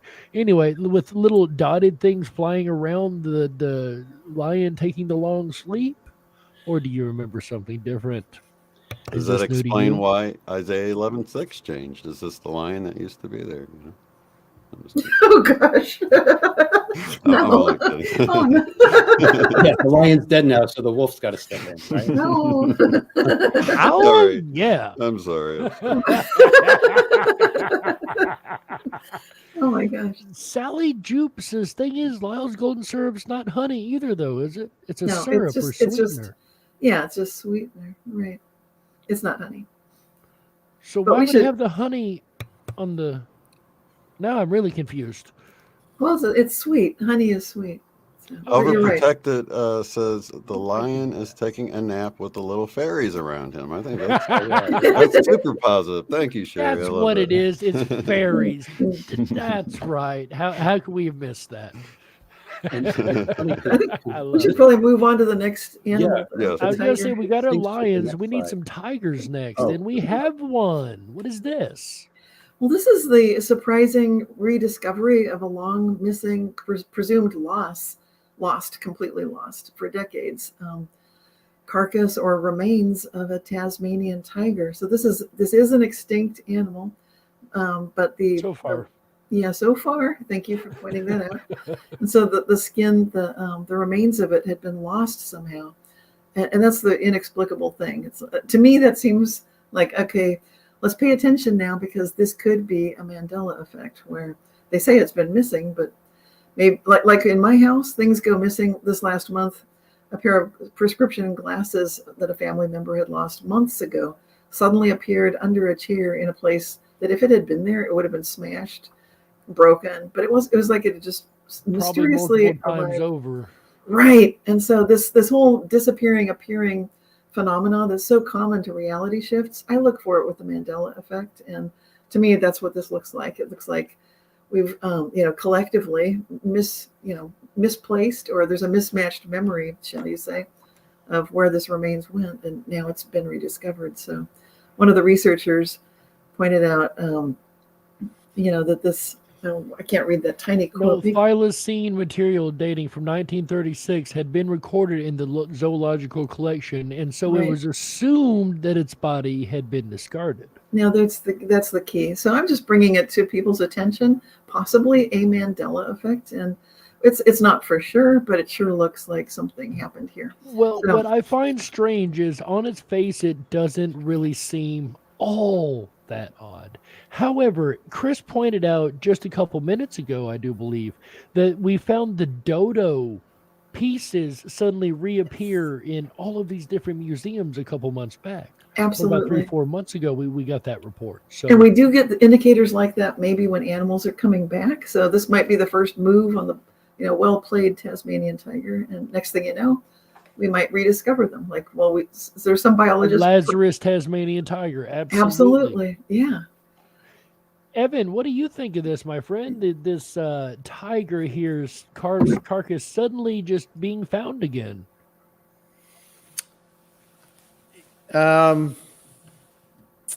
Yeah, I don't know. There's so much craziness happening. I anything. All I can say is anything's possible. I really don't have much more than that on this one. That's fair. I'm with Cynthia. I and Eva talks about this a lot. That the Mandela storyline tends to build itself slowly into time. Something might start out as a joke or as a myth, and slowly it starts to appear in reality. And oh yeah, it's always been there by the end of the story. It's like what you look for, you will find. If you build it, they will come. If you build it, they will come. Yeah, it's like you build it with the imagination. You imagine it, and it will arrive. So perhaps this, like you mentioned, could be a clue that we're going to see things start to pop back in. Speaking of popping in, what if I told you that for 50 years there was a logo that had a secret hidden design in it that only was found a couple weeks ago? I'd say, what are you talking about, Jerry? I agree. I think I would say the same thing to myself, Chris. So this actually happened. The Toblerone chocolate bar, ladies and gentlemen. I don't know how many of you are familiar with this or even enjoy these. I've had one or two. I'm not even a chocolate fan. I like these things. They're really, really tasty. However, on their graphic, they show a mountain. For those familiar with it, you'll know what I'm talking about. But apparently there's something hidden in this mountain, ladies and gentlemen. In the snow in this mountain, there's an animal. We've talked about lions. We've talked about tigers. Next slide, please. What about bears? Ladies and gentlemen, do you see a bear hidden in the mountain? If you do, is it really that hidden? That's the question. Apparently, this has been hidden on this packaging for over 50 years, and nobody's seen this blatantly standing out bear written in the snow. Evan, do you think this could be a logo Mandela effect that suddenly the bear just appeared there? I imagine for some people who ate these for 40, 50, 40 years or whatever and never saw it. And then all of a sudden it was there. I'm sure there's people that will claim that it wasn't there. Personally, my son brought one of these back from Europe when he went last year. And it was the first time I had ever seen the I pronounced it I looked at it and said, "Oh, Tobler 1." I don't even, that's just what it was for me. Tobler 1, what's this? And I opened, I tried it. And I saw the bear right away last year. I saw the bear, but that's the first time I had ever seen the labeling. I wasn't familiar with this. So I saw it right away, but no, I don't. I imagine there's people that, it's, just like with all the other stuff that we're noticing, they're just now seeing the bear, which would seem odd to someone. And then there's people that are going to say, well, the bear was always there my whole life, 50 years, it was always there. So what's wrong with you people? I don't know. It's going to be all over the board, like all the other stuff. This is actually out of a mainstream article, believe it or not. This is a mainstream media announcement that a child found this. A little boy, I do believe, yes, pointed out the bear that nobody had noticed until now. So that's kind of cool. I like how we're getting mainstream media coverage of the Mandela effect. That's very good. Good point, Jerry. It's been ramping up quite a bit. I get the Google. I don't know. I know some of you guys on the team do get the Google yes, report every morning. Yes, yes. And I have one search for, Mandela effect. That's the only thing I've marked to get a report on every day. And yes, I've seen quite a bit of interesting articles in that. There's a lot of mainstream media that are covering this with a real covering, not a spin, not a mismemory, not a twist, there's actually authors out there, journalists. I can actually call these journalists because they're really reporting both and all sides of the Mandela effect. Yes, they may mention mismemory. We all hate that word. But they'll also mention, but it could also be this, or it could be not mismemory at all. But personally, I remember this, even though they say it's that. I've read a lot of mainstream stuff lately coming out about this, but this right here, I didn't see an article connecting this to the Mandela effect, but it should be. At least. in my opinion. Lions, tigers, and bears. Oh my, indeed. And bears are usually in a lot of northern areas, right?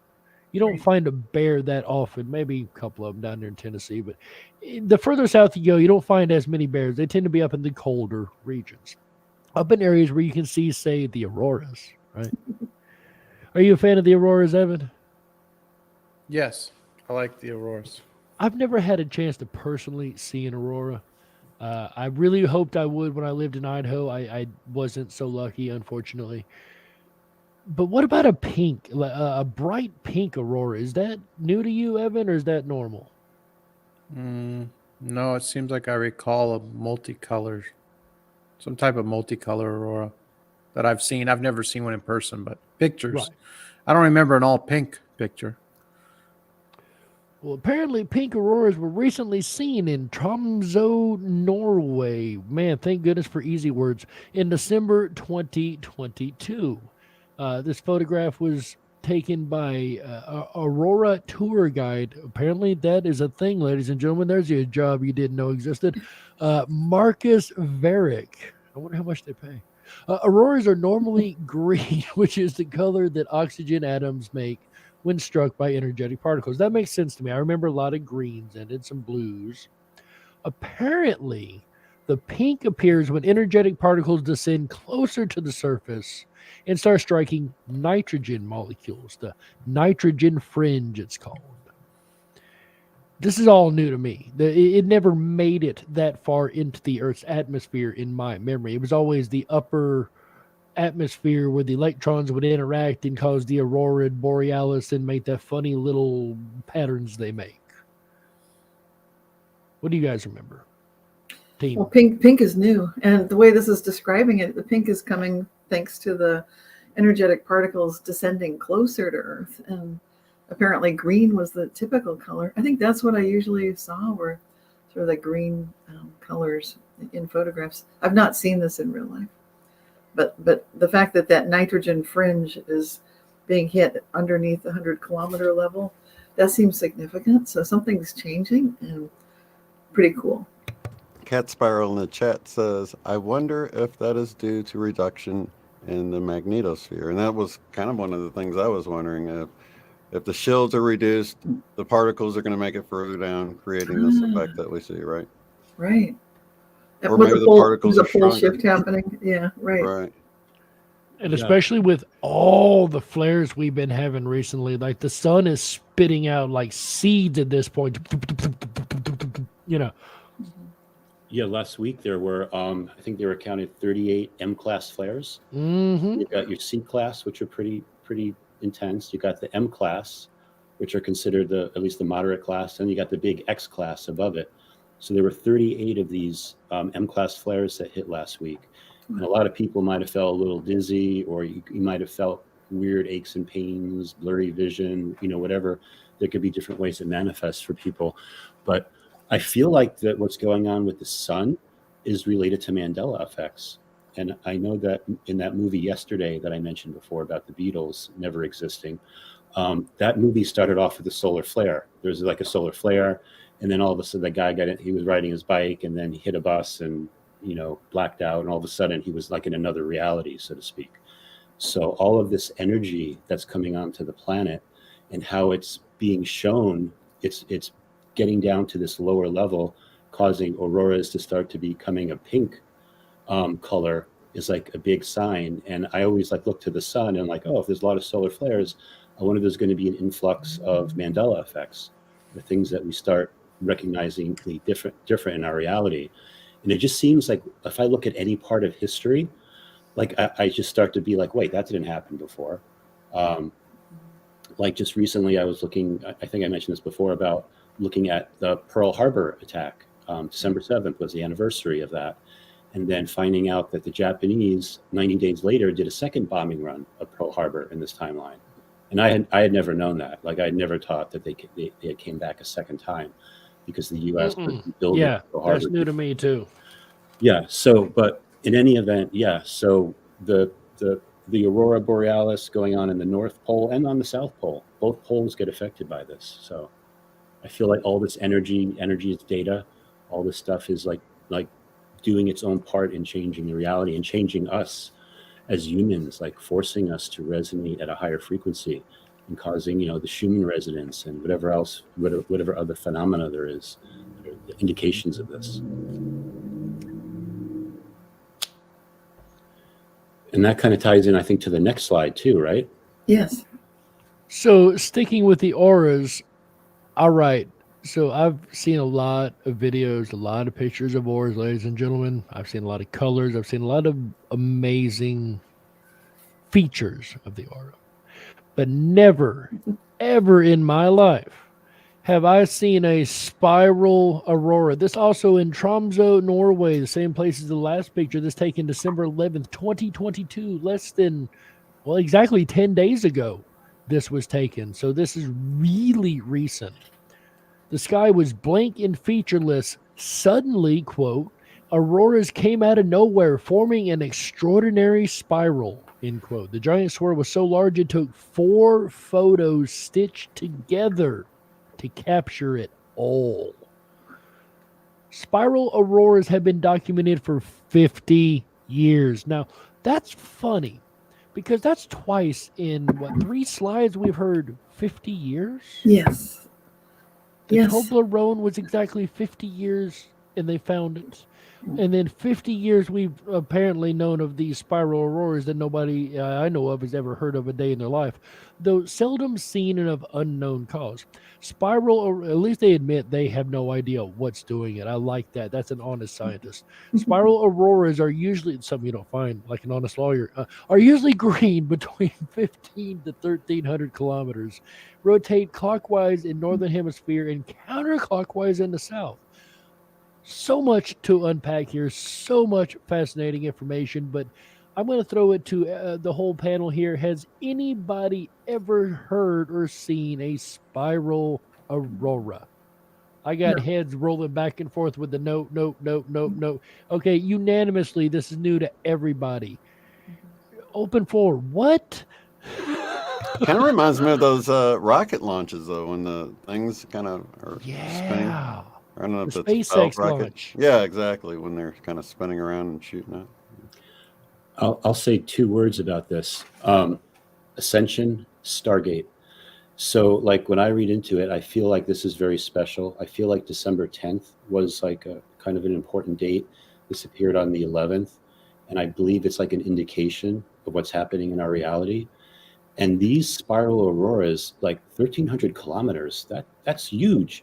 It said that this guy that took this picture actually had to take 4 pictures and stitch them together to see the one image, so we can actually see it as it appears here, and how it's not just a static image; it's actually rotating.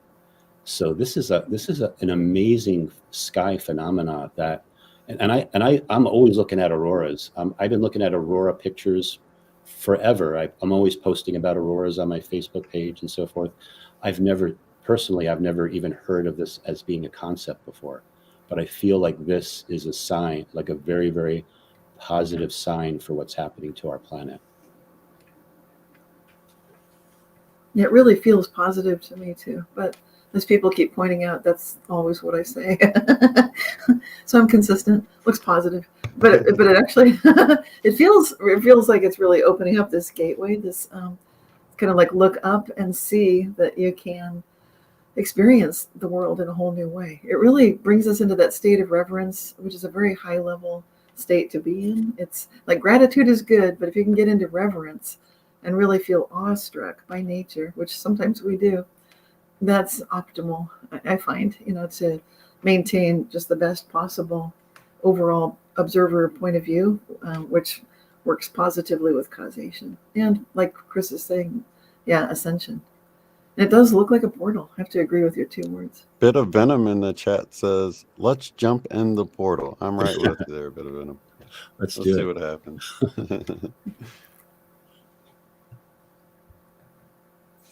Up, and away. Yeah, I really got to learn how to use that mute button. All right. Fascinating, though. This is amazing. In all my life, I've never seen or heard anything like this. Oh, yeah, somebody else pointed out, I don't know if I stepped away a minute, maybe you already seen this. Cat Spiral says 11/22, Evan. December 11th, 2022. What's that? This Aurora was captured December 11th, 2022. You said 11/22 has been showing up for you a lot, right? Yes. 11/22. Yeah, I didn't even know about this until today, but that looks bizarre. It reminds me of the spiral that I saw, image I saw a few years back. Does anyone know what that was? I believe that was also over Norway that was reported, if I'm not mistaken. I could have my place wrong, but that was supposedly a SpaceX launch. Yeah, wasn't there something that appeared over CERN? There was, something? yeah, that was Oh, a whole yeah. cloud formation, yeah. Oh, yeah. That too. It kind of reminds me of that, I think.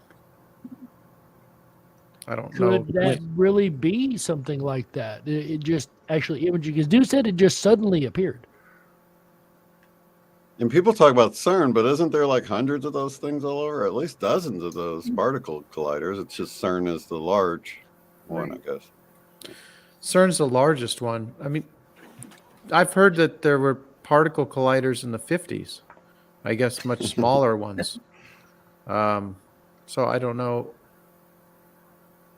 I don't know enough about it to say that CERN is responsible for the Mandela effect. Yeah. I don't.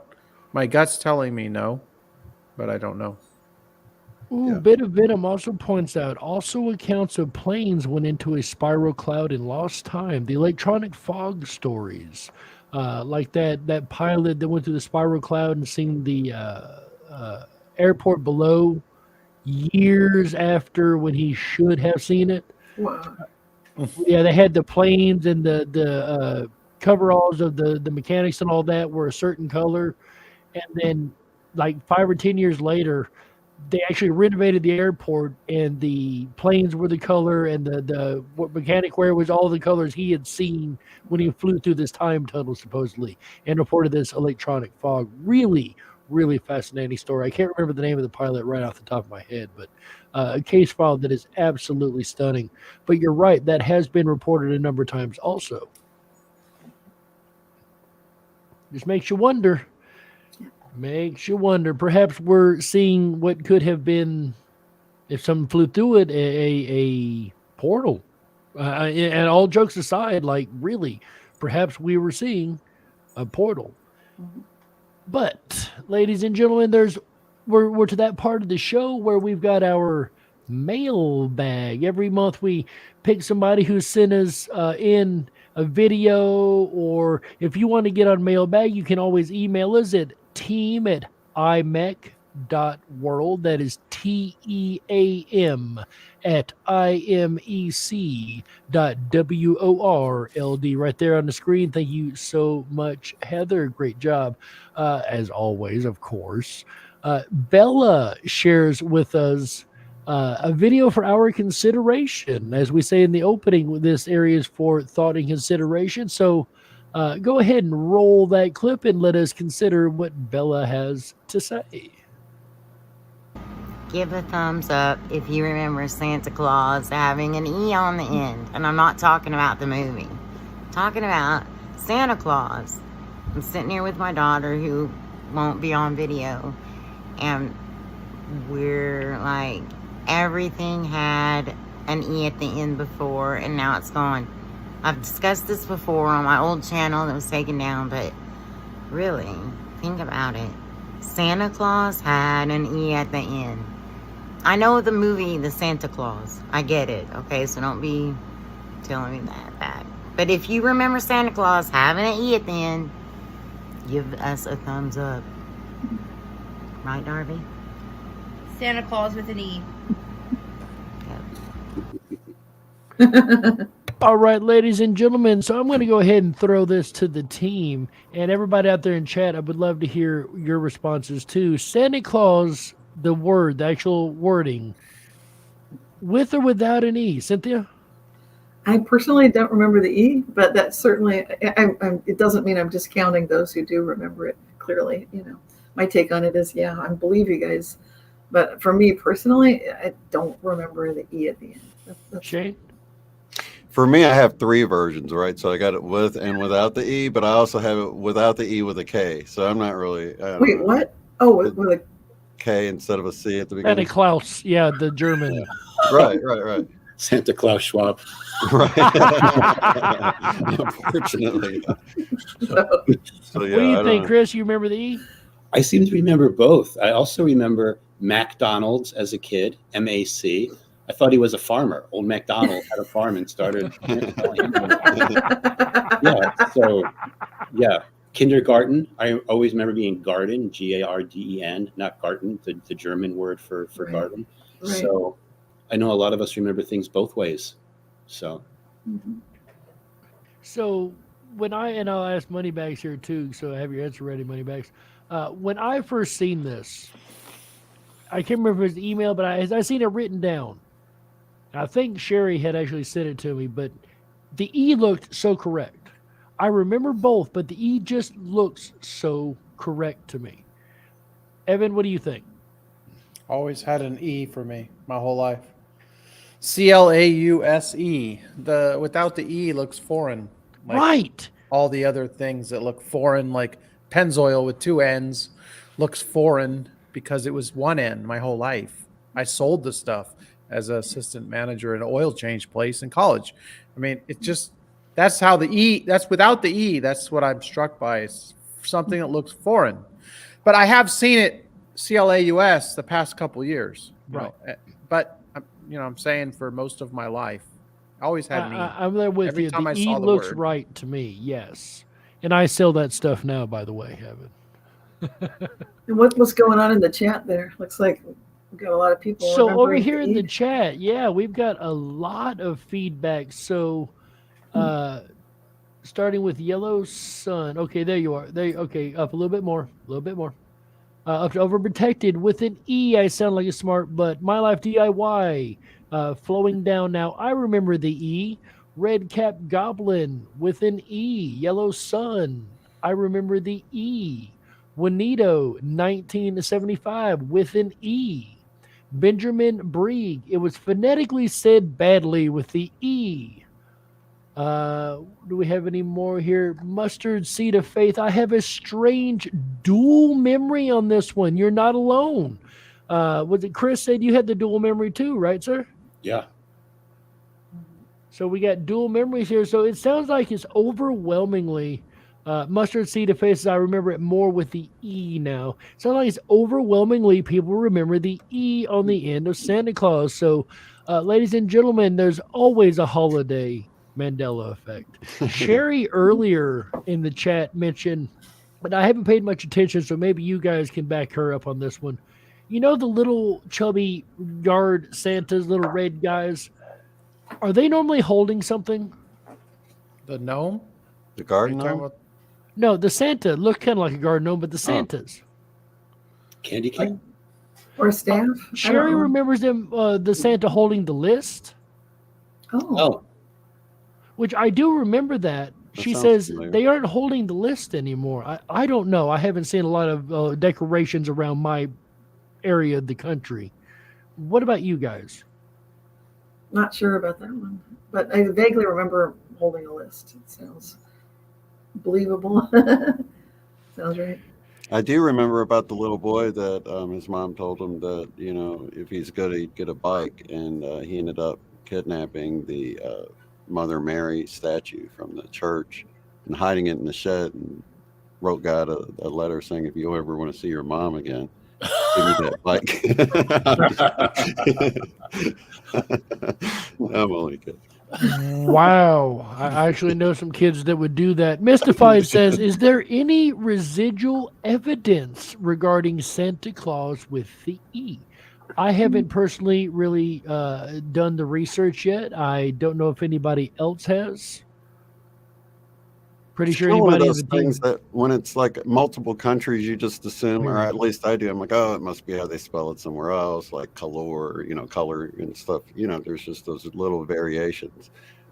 So I think your first thought is that, especially when it's a character that's known globally. Anyway, So officially, it's never had an E.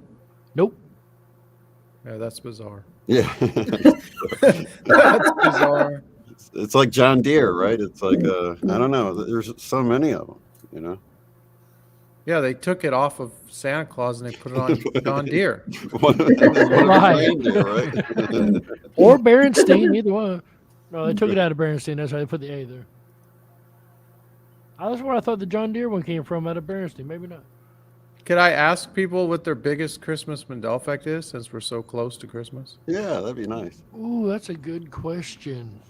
We can ask people for Q&A too if they have questions. And Yeah. also, yes, good Also- point, Cynthia. Coming up next is the question and answer session, ladies and gentlemen. If you got questions from Moneybags or any one of us here, please throw your questions in the chat now. We will be monitoring that chat. Go ahead, Evan. I'll start with mine. Well, maybe you can think for a second while I'm talking. My biggest one is I'll Be Home for Christmas. I've heard it sung by different people over my lifetime, and I never heard anyone say, "You can plan on me." It was always, "You can count on me." Yes. The plan, I think Bing Crosby or Sinatra, I don't know, the ones that sing a lot of the old Christmas songs. When I hear the one I know I've heard my whole life, and he says, "You can plan on me," it's just doesn't sound right. It's like sounds foreign, like all the other things that seem different. So that, I think, is my biggest one, is the "I'll Be Home for Christmas." There's for me, the true love sent to me or true love gave to me one. Oh To yeah, me, that one too. that sounds so strange when it's sent instead of gave, because it comes from an era where everybody did everything in person. So why would you need to send something? It's like now we send things through email and things like that, but it used to be that everybody got together for the holidays. It was I agree. I can Just see- recently heard it sent the last few years. yeah, that's It wasn't true. that way my whole life. Anybody's rendition. Right. Now, I have noticed a correlation between people that are from the UK seem to scent is a little more familiar to them over there than it is in the United States. Just what I've gathered from just asking Huh. people in the chat. So it could be something there again with, traditions or, wherever they came from. Yeah. I gotta say, I'm with the chat on this one. I've had a couple people see Benjamin Brieg as well as, I lost the other one, but Frosty's Scarf. That one was my huge one. That I remember the scenes. I remember the scarf. He was wearing it. He'd give it to the little girl, and I remember the scarf. It's no longer there. I went through the whole movie myself. It's not there. It's pretty Yeah. huge. I remember that the change in the abominable snowman. I remember the dentist used to heal his toothache, and then he was all better, like pull out the one tooth. But now I guess he pulls out all the teeth. He rips the whole mouth out. What? He ripped out all the teeth now. Yeah, that's a huge one, Cynthia. Do you recall him having some type of bandage around his head in the movie? Because that No. doesn't exist. Yeah, I do. I remember the removal He of just had the one tooth, and and they were caring for him, and he had a bandage, and now they That was why- defanged him completely. That was why he was so angry and like mean, Yeah. because he had a toothache and they took the one tooth out. But I also remember a bandage around the head, right. like I remember. afterwards, like a medicine bandage or So whatever. there's- But now that's there's no doesn't bandage? no They bandage just at all. rip all the teeth out, no bandage. Just rip all of his teeth out. Oh my gosh. Yeah, I That's agree. huge. That's great examples. Yeah, everything everyone's saying is huge for me as well. Chris, biggest Christmas Mandela effect? I'm not actually. The big one was what Shane mentioned about my true love sent to me instead of my true love gave to me, because I heard that song so many times. Yeah. Even though I was raised in a very anti-Christmas household because of the religion I was raised in, still would hear the song all the time, and it was always gave to me. So that one really blew me away. And even the whole concept of I had never heard, more recently within the last probably 8 years, I've heard of Elf on the Shelf. Well, and everyone knows what Elf on the Shelf is, but I never heard about it until somewhat recently. I'm like, what the heck is an Elf on a Shelf? So That's new. That's kind of new for me. Brand too, new for actually. me, That one. yeah. That one kind of snuck in. But then it's like a big deal, and I don't know where that came from. Can someone explain that? Because I remember hearing about this. I'm like, oh, that's weird. And I just thought, It is was weird. a family, Okay, Elf but on the evidently- Shelf is a bit of Christmas magic that happens every year that brings the elves to life. What you do, the Elf on the Shelf is this little elf. He's about yay tall. And you literally set him on the shelf and he watches. Kids love this. He watches. And you can have him interacting with things. You can set him doing whatever you want him to do. When the kids are gone, the elf tends to move around to other places. And then when the kids come back, the elf's completely moved doing something different. Sometimes he moves daily. Sometimes he moves hourly. It depends on the elf in the house, of course. You know what I'm saying, Shane?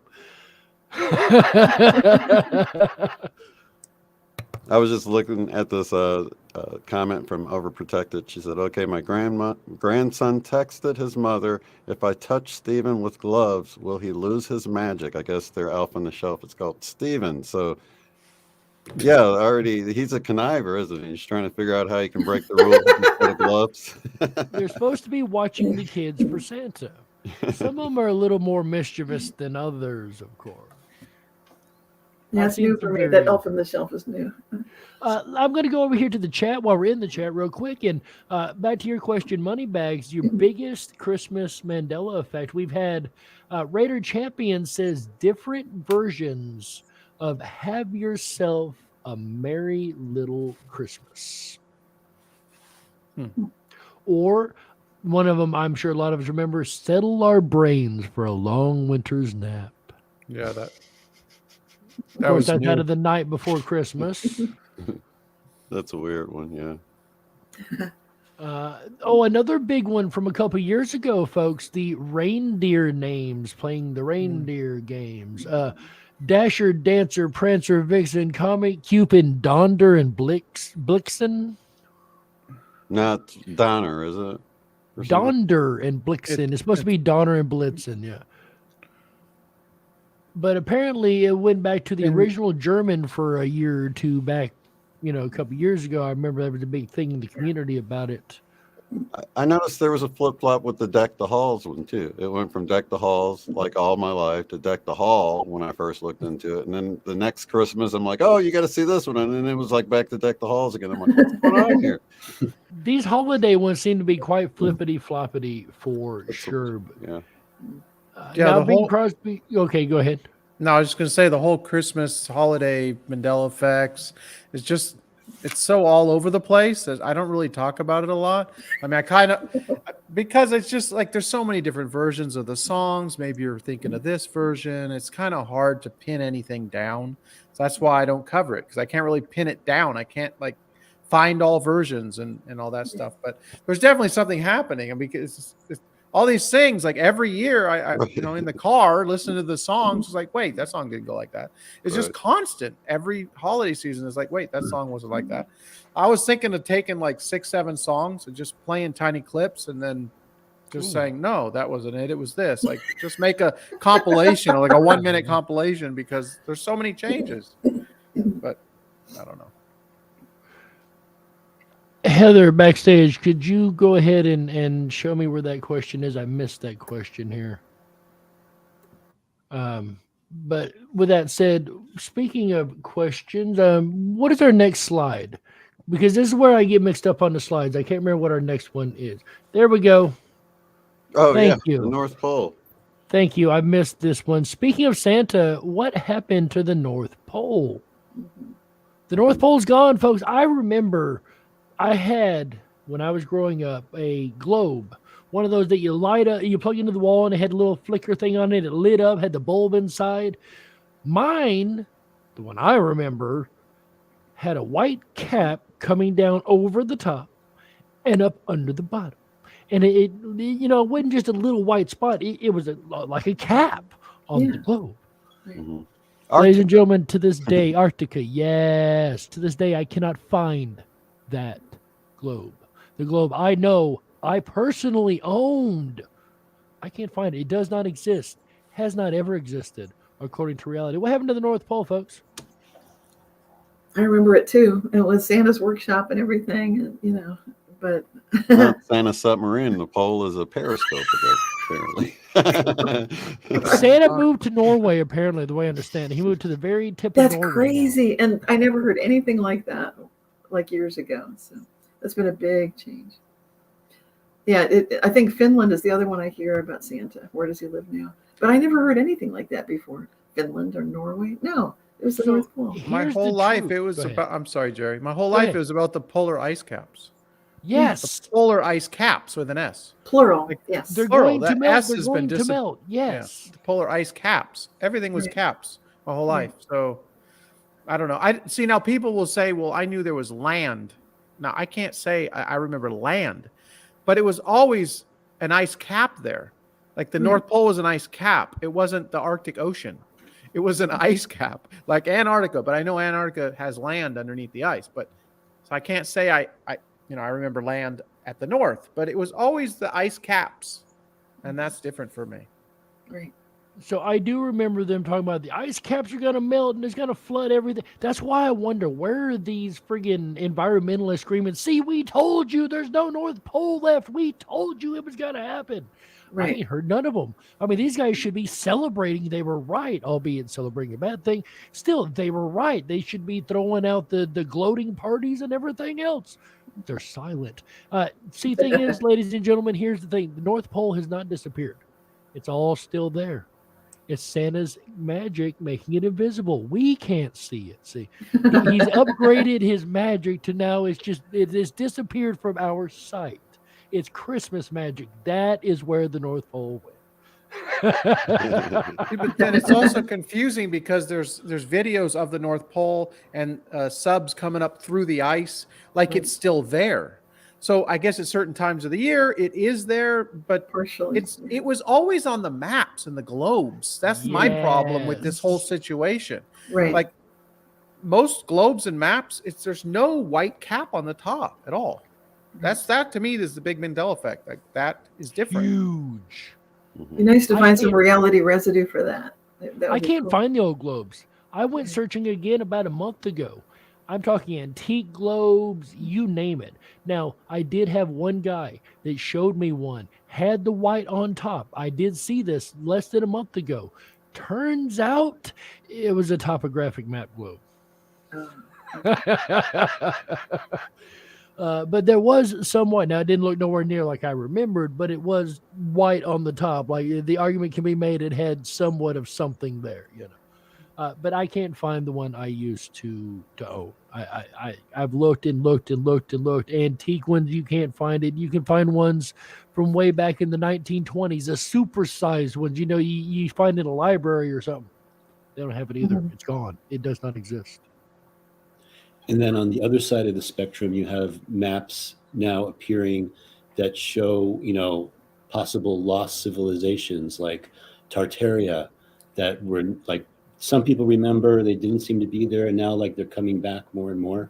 So yeah, what's going on with this planet? Could we actually be on a different type of same planet but different frequency? Same thing with the sun. The sun was always yellow when I was growing up. Now it's more of that bright white color. Like the sun is like literally changing in front of us. But somehow you can still see the moon in the daytime, even with that brighter sun. That's interesting. Yeah, I remember the first time I saw the moon in the middle of the day. It was probably like maybe 6 or 7 years ago for me. And Yeah, I'm like, me too. Yeah, the moon during the day. right. So I'm kind of with you on that one, Evan. Yeah, me too. I'm glad you pointed it out, Evan. Yeah, with a lot of ridicule. Don't worry Well, about that's what But I happens. pointed it out. Yeah. That's what happens know- for pioneers. But I think as time goes by, you'll have more and more people joining and recognizing, okay, I didn't see that one, but I saw these other ones. So don't worry about it. Ridicule just means you're over the target, bud. You know. Anymore, yeah, that's true. And speaking of target, let's go ahead and target ourselves onto the next slide. Like I said, I can't remember which slide is next. If we got our QA or if we have our... I think thanking the sponsors. That's Patreon. what I was unsure of. Yes, she was trying to tell me in chat. I wasn't sure what was next. Okay. She said, don't forget about it. I'm thinking, oh God, where is that one? Is it before or after? Special thank you to our current and new Patreon sponsors. Ladies and gentlemen, over on Patreon, we will be uploading a new video in the next, I would say, week or two, hopefully not 2 weeks, but very, very soon. It will be the green room discussion we had before this show with Mr. Moneybags himself. Information you're only going to find in the show backstage. And I don't know, maybe Moneybags will pop it up on his channel over there. If he asked real nice, we might let him. Being the winner and all, you know. Ladies and gentlemen, Jason Ram, Jody, Colleen Learley, James, JD Peterson, Josiah Boricius. Again, I so apologize if I'm tearing some of these names up. I really am. Paul Ellis, Michelle Walker, Bo Kim, who has been donating throughout the month. We really, really appreciate it, Bo, and everybody, of course, that has been donating to us. You guys are so very generous. Like Allison Eastman, Gail Brown, Lucas Diaz, Ray, whichever they prefer, Teresa Richards, and Belinda Anders. We thank you so very much to all of our current and new Patreon sponsors. If you want to be a Patreon sponsor, it's very easy. You will get special information you'll only find on Patreon. That's right. Our green room sessions, we get to talk about stuff we can't always talk about on YouTube. Stuff that isn't always preferred on some of these platforms that we go on, but you can find the information, the discussions, the incredible discussions like today's over on patreon.com/IMEC, all capital letters, patreon.com/IMEC. If you'd like to help support us there. Also, while we're on this, we would like to also shout out really quick all those who have thrown us the super chats today. Melinda Iverson I believe was one of them, as well as, oh man, I don't have the list in front of me here. Overprotected. Yeah. Overprotected. Red, I can't remember. Red Cap Goblin with that $100 super chat. And JD Peterson with the $20. You got Melinda? Melinda Iverson coming in there, as well as Overprotected. We appreciate all of you guys. If I missed, I'm so sorry. My apologies. I think that's everyone. All of our people who help out. Once again, we are a 501c3. We are a charitable organization. Any donations you make to us are a tax write-off. There you go. So again, thank you, everybody. Thank you to everybody who's been here so far today, hanging out with us. You guys truly are amazing. You come here every month. You guys interact with us in the chat. It's so much fun to have everybody here with us. So from all of us here at the International Mandela Effect Conference, thank you so very much. And I believe the new season begins on January 25th, 2023. Ladies and gentlemen, season 3. This is the season finale of season 2, the very special award show, which we're very honored to have Moneybags 73, Mr. Evan Maitreya, joining us for this very special episode. We will be picking back up in the new year with season 3. That's right, folks. Season 3 of the conference mini conferences, the open tables mini conferences is what I was trying to say here.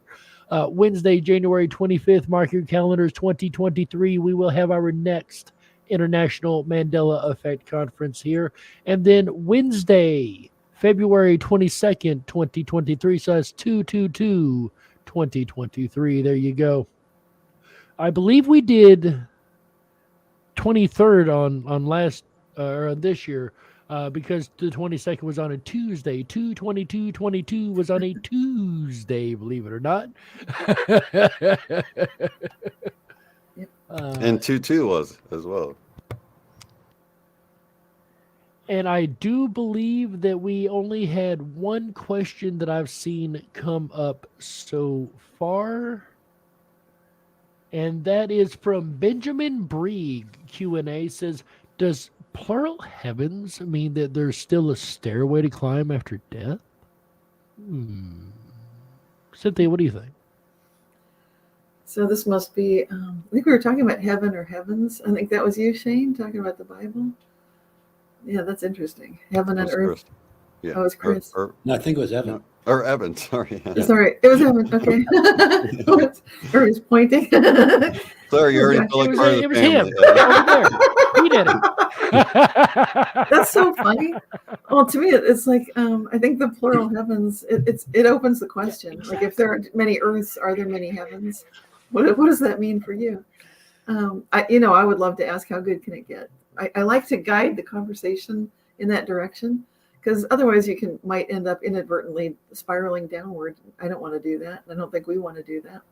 So if we're going upward, what does the possibility of plural heavens introduce in a how good can it get kind of a context? I don't know. I mean, to me, it's a great unknown. And I think that's kind of fun. If you're thinking about heaven or heavens, then it can be a grand adventure just to see all of the different possibilities that might be opportunities to explore. How good can it get? And that stairway to climb, you don't have to wait for after death. You can start exploring it in your dreams right now. You can get into meditations and prayer states of mind and start feeling that you can bring that quality of experience right down to earth. I feel like we're in that magical point of human ascension and evolution where we can all start doing that right now. And it may seem sometimes difficult because you might think like you have to go through death, you have to go through that dark night. Maybe there is something to that, but that even when that's happening, because I've been through mine in the last couple of years with long COVID, not going to go into it now. I did Shane and I did a video about that, but anyway, I think we can start climbing out of whatever darkness you might be in, wherever that may be. So that's my short version. But other people. Thank you, Cynthia. Shane, go ahead. Yeah, I like the idea of S, being plural or even a representative of being limitless, right? Because heavens, it could be a limited or an unlimited number of heavens. So I like the sort of the freer feeling I get with the plural nature of heavens, because there's always more to explore in that sense, rather than getting there and here's heaven, that's it. I think we're constantly spiraling onward and upward, and so I imagine there's lots of heavens. Chris, what do you think? Yeah, I would say I feel that there's literally hundreds of heaven realms, and I'm taking the escalator. Funny. My personal take on that, the Mormons, believe it or not, believe that there is 3 different heavens. So I used to mess with the Mormons. I'm an ex-Mormon myself. When I was getting into researching it, they would have these teachers, for lack of better terms, come and talk. And I would always ask them, I'm also a math guy, kind of, and I know if there's 3 heavens, there should be 3 hells, right? Like, shouldn't that evil? Oh, they didn't like that question at all. None. I don't know when it comes to this. I think in the afterlife, it's probably a lot like this world, honestly. That's my take on it. I think the spirit realm is the same as this without our physical flesh locked into. I think we are ourselves. I think we're interacting with others just as we are in this world. That's my personal thoughts. Perhaps there is a stairway to climb, a stairway to heaven, as it's put in the song. I'm not opposed to the idea. Go ahead, Shane. Okay. Evan, you're the one who brought the concept out, so I would really love to hear what you have to say, sir. Well, as far as me remembering heavens in the King James, and it's saying heaven now, I'm happy that my memory's preserved on page 2, where it says the heavens were complete, finished. So as far as what happens after, when we leave this earth, or this reality, I believe we stay conscious. So quite possibly there are anything you can imagine happen. I don't know what happens, but I wholeheartedly believe we stay conscious. Because I think that everything is consciousness. And so I don't think that there's really anything to fear. It's just the unknown that people fear. But I believe we stay conscious and go on with, I think part of what's is happening here with the Mandela effect is that we're learning that we're multidimensional beings. I mean, like we're learning our true nature through this journey with the Mandela effect and everything else that's happening. And so that all just continues whenever we're done here. That's my own personal belief on that. Very, very, very fascinating, sir. I appreciate that take. We've got a couple more questions on this. I'm with you. I think we actually survive in death too. Like I said, I really think that's the case. Belinda Iverson live in-person conference in 2023, folks. Maybe. Anything's possible. And we're looking into it. No answers yet, but we'll keep you posted. I think maybe is definitely a way to go on that. Maybe, possibly, perhaps, could be. We shall see. We got a lot of work to do. We will leave you. We will keep you guys posted as we find out more. This may be my own ignorance and not an ME, but I was recently surprised to discover Singapore is a country. I always thought it was a city. Any thoughts? So I will say, this happened to me with a German city that was it Luxembourg, something like that, that I thought was a city and is a country. It might not have been Luxembourg. It's one of those. I always knew it as a German city. Turns out it's its own whole country. Has this happened for anybody else, especially in relation to Singapore? Not in relation to Singapore, but Mongolia was like a territory of China my whole life. I didn't.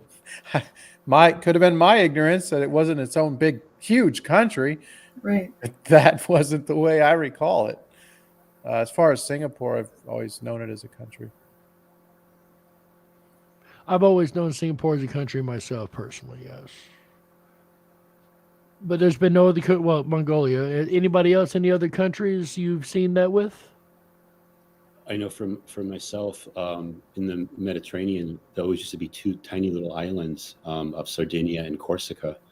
By the way, Corsica is where Napoleon was born. Now they're huge. I think Sardinia is almost bigger than Sicily, or getting close to the same size. So they're huge. So yeah, all these different earth changes. Turkmenistan, I never heard of Turkmenistan before the last few years. Again, it's a larger country out by Mongolia. So all those types of changes.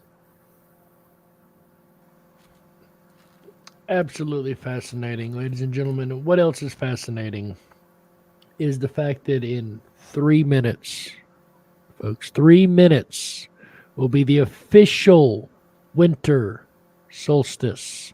4:48 Eastern exactly is the moment of winter solstice, almost there on the East Coast, which means we are within 2 minutes, ladies and gentlemen, 2 minutes. It's a perfect time for a blessing, just to say words of blessing if we want to go around and bless all of us and bless this new beginning that we're moving into, that beautiful spiral that we saw, just going through a gateway that's been opening for us into an adventure to see how much we can connect with everyone and everything we love in this new year. Anybody else want to add anything?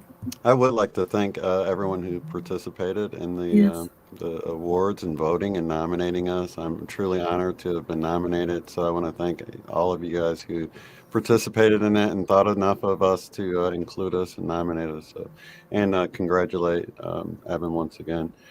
He's been a huge inspiration for me with my channel. So I'm truly glad to see him take this well-deserved award and well earned. So thank you. I appreciate that, Evan. Thank you, Shane. Thank you, the whole community too, all of us together.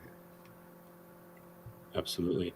I want to say too that I've been hearing from different sources, and I feel it to be true also, that on this date, December 21st of 2022, our sun is aligning with the central sun of our galaxy and the grand central sun of the universe.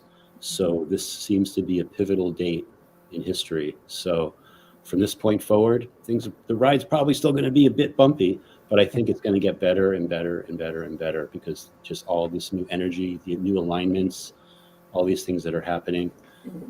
Like Shane was saying too, thank everybody that took the time to vote for everyone. And then next year, make sure that you, as 2023 progresses, if you guys have any nominees you want to have for next year, make sure they're in there. We want to have as many people as possible selected and voting, and because we want to give encouragement to everybody in the community. There's so many people doing great work with bringing the Mandela effect into our awareness. They're being ridiculed because of it sometimes, but for the most part, a lot of us are agreeing with them, and we're all awakening. We're all on a different stage of our awakening journey. So again, thank you, everybody. We really appreciate you all. The fight. Someone's asking, what's that alignment again? The date. It is officially solstice, ladies and gentlemen. It is 4:48 East Coast, 3:48 where I am. It is officially winter solstice.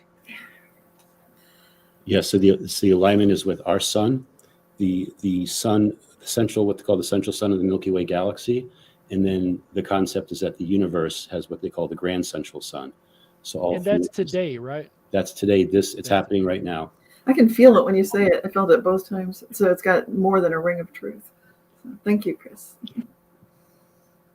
I wish blessings upon all into this new chapter, this new year, this new season we're going into. I hope everybody stays safe, has a wonderful, wonderful reality around them, support group, people. It's amazing to have every one of you guys here. Thank you, Evan, for joining us today. It's really an honor and a blessing to have you here, sir. Congratulations once again on your win from the community. I got to emphasize, ladies and gentlemen, IMEC didn't choose any of this. You guys made the nominations. You guys did the voting. You guys decided who won. All we did is present it for you. That's it. And stay tuned as we go into 2023. Evan wants to say something. So we I was about to hand it over. Go ahead. I was getting there. But I'll just stop where I'm at. Evan, go ahead. No, well, thank you for what you said, Jerry. And I just wanted to say my final thank you to all of you for creating the Golden Mandy Award to recognize people. I think that's really cool. So I just want to say that. Well, we appreciate it, sir. I'll tell you the story later of how it was created. You're going to love it. It's definitely an incredible story. But I'm going to go ahead and say that's it for this episode. I'm going to go one more round robin, see if anybody has anything closing to say to the audience or anything they'd like to leave them with. Cynthia, you're up. Love you so much. That's all. I like that. Shane? I love you guys. Have a Merry Christmas and a Happy New Year. We'll see you in 2023. Wow. Chris, anything you'd like to say at the end of the season finale or season 2 of IMEC?